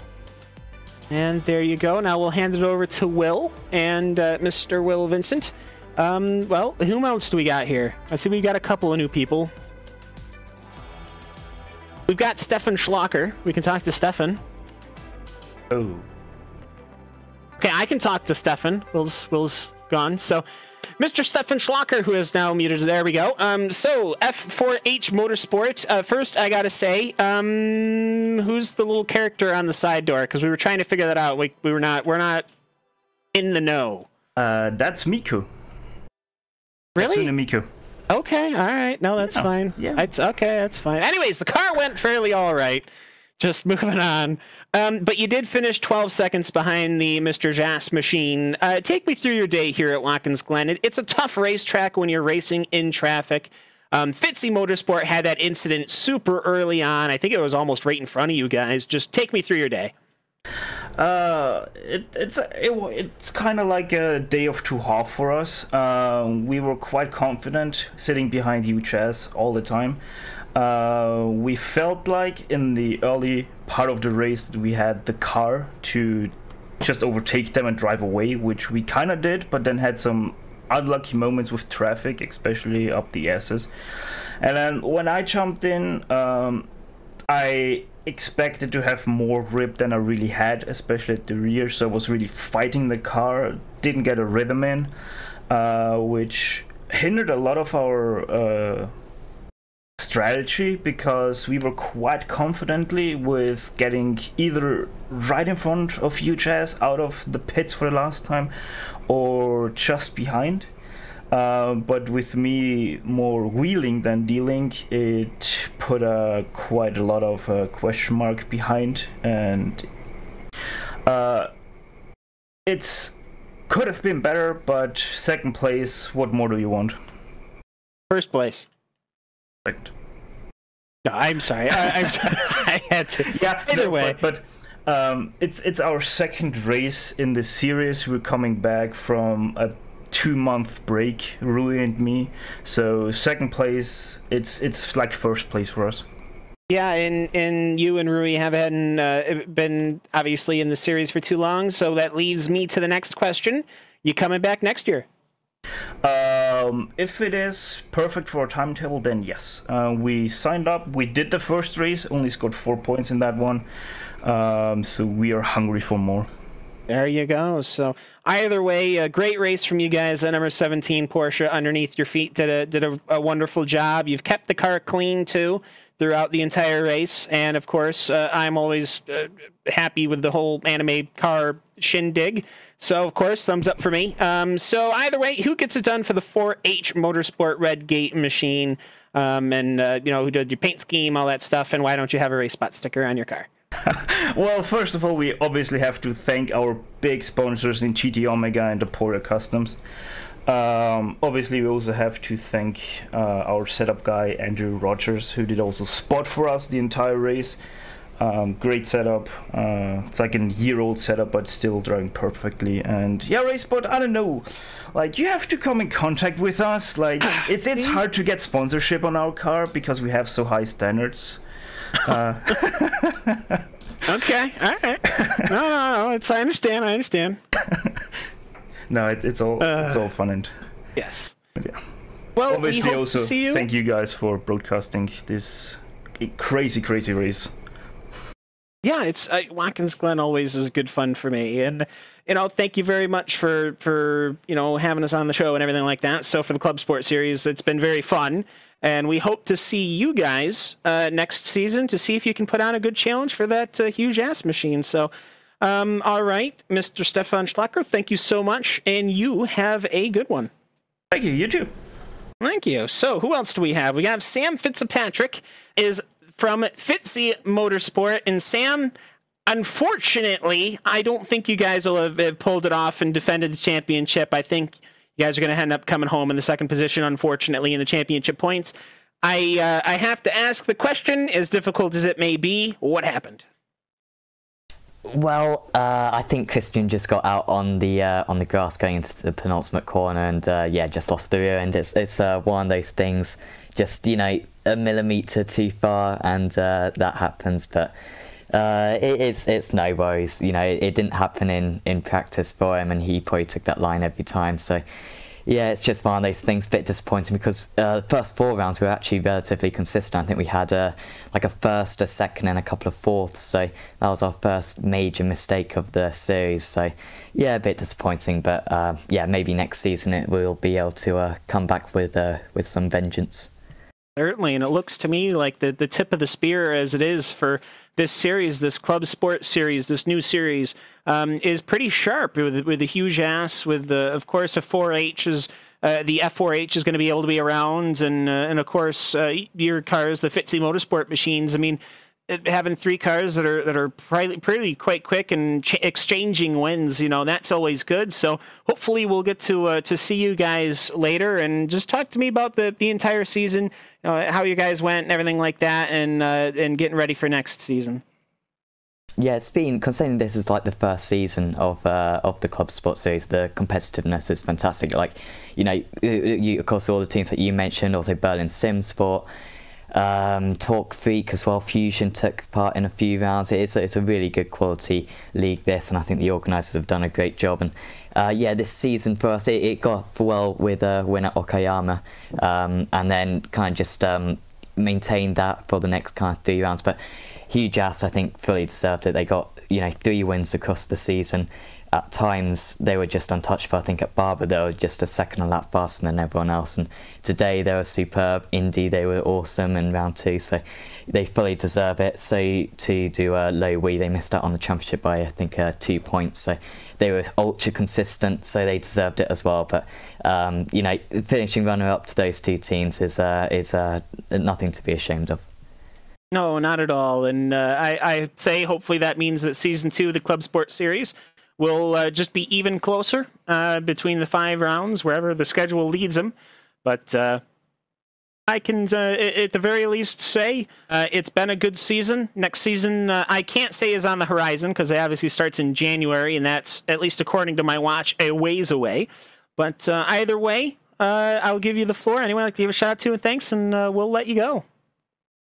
Yeah, thanks. Thanks to Demon Tweaks, our main sponsor. So thanks to them, and of course the Clubsport organisers, like I've already stated, they've just done a terrific job at this series. Congratulations to all the teams who I think got a free entry into the DGFX series in the autumn, so well done to those guys. And also thanks to Fight CRC. So yeah, thanks to those guys. And of course, thanks to you. I was actually driving in the SEO event earlier on, so I guess I've been in 2 RaceSpot races today, and of course, always great to have broadcast races by you. And maybe next season we'll get all the rounds covered in this series by you guys. So thanks for that. Well, of course, I'm always open for more. I don't know if Will is, but I'm always open for more. But either way, Sam, thank you so much, and we'll see you. We'll catch you around. Yep, see you later. Sam Fitzpatrick of the Fitzy Motorsport team, the number 77. And I believe we have Lars Moldenhauer, and this is going to be the last broadcast, the last interview for the day. Torque Freak Racing, the number 61 machine, which ended up coming home in 3rd, so rounding out the podium. And, well, Lars, a good day, interesting day, slight incident halfway through, but ultimately, good race. Yeah, we had a really good race. We didn't expect to be that far up the order, and we started out to basically a 2-stop race and tried to fuel save a lot, which would have been necessary to make it to the end. But about halfway through the second stint, I realized that's not going to happen. Even with the draft from Georg in the first stint, which was really helping, but still wasn't enough to make it to the end. He still would have had to do a splash and dash very late. So we basically switched the strategies halfway through the race and went to a 3-stop at that point. Well, either way, you've managed to finish 3rd. You've had a decent season here with the Torque Freak. And with that, I mean, anyone you'd like to give a shout out to or thank? Yeah, my teammates James and Georg from the Avon Weiss team, and Sasha as well, who all 3 of them did a double duty today doing the SCO race earlier today. And to our sponsors, GB Enterprise and Link Engine Management. Well, either way, it's great to see a couple of Torque Freak Racing machines. Love to see the colors here. So thanks very much for joining us and being here, and hopefully we get to see you next season in the Clubsport series. I think that's it. Hello, I'm here. Well, we have, hello, Will. We have Martin from WRB. We have to do it very quickly, and that's going to be your 2nd place in the MX-5s. Oh. Hello. Hi, Martin. Either way, 2nd place, MX-5s. There were only 7 cars, and it only got lesser. How was your day in the Clubsport series in the MX-5s? In all fairness, the whole of the team are overwhelmed, considering it's not the 2nd place is the big one, but we, I think 2nd is our highest, but we've been a mid-pack team all the way. But I don't quite know how, but we've come away with the Mazda win, so the whole team is ecstatic. Yeah, worldracing.info ended up coming back in 4th position. You guys came home in 2nd position. There's only 21 points between the 2 of you, so most certainly could have. I'm not sure because I don't know how the points payout is, but most definitely. But either way, just take me through the series. It's obviously difficult being in the slower class between the 2 series. So just, how was it out there with the Porsches? It's, truth be told, to start with, the first couple of races were very hectic, but everyone's been pretty good through the series. The driving standards have only got better each race by everyone, and this series we've come down from DGFX to this, and it's been run really well. And like I say, everyone's been very, very cooperative, and I'd just like to thank Lee and Glen, who started our team and unfortunately have been so busy with other things that they haven't been able to run. But it's been a massive team effort, because I think every one of our members has driven in this B car throughout the season. So yeah, it's been brilliant, to tell you the truth. Well, there you go. Now, anyone you'd like to thank else before we let you go and go off to celebrate? Just the organisers, like I say, run very, very well, and again, yourselves for broadcasting this race, and everyone that's participated. Well, there you go. So either way, congratulations, Martin, and hopefully we'll see you next season. And well, we'll catch you around. Thank you. Well, so that's Will. it. Hello. Oh, okay. Yeah, I was about to say hello, and we'll lean it back to Will. Yeah, indeed. So worth noting. Want to give a shout out to a couple of people, of course, DGFX for their partnership powering this series. Also to Isman Balau, TrackCams22.com, Andres Warner and One Design, Simon Grossman, Appgeneering.com, and Nick Thisson for RaceSpotTV live timing and scoring. Well, that is all we have time for here tonight from the Glen. Thank you so much. That guy's been Cam Walsh. I am Will Vincent, and good night from New York.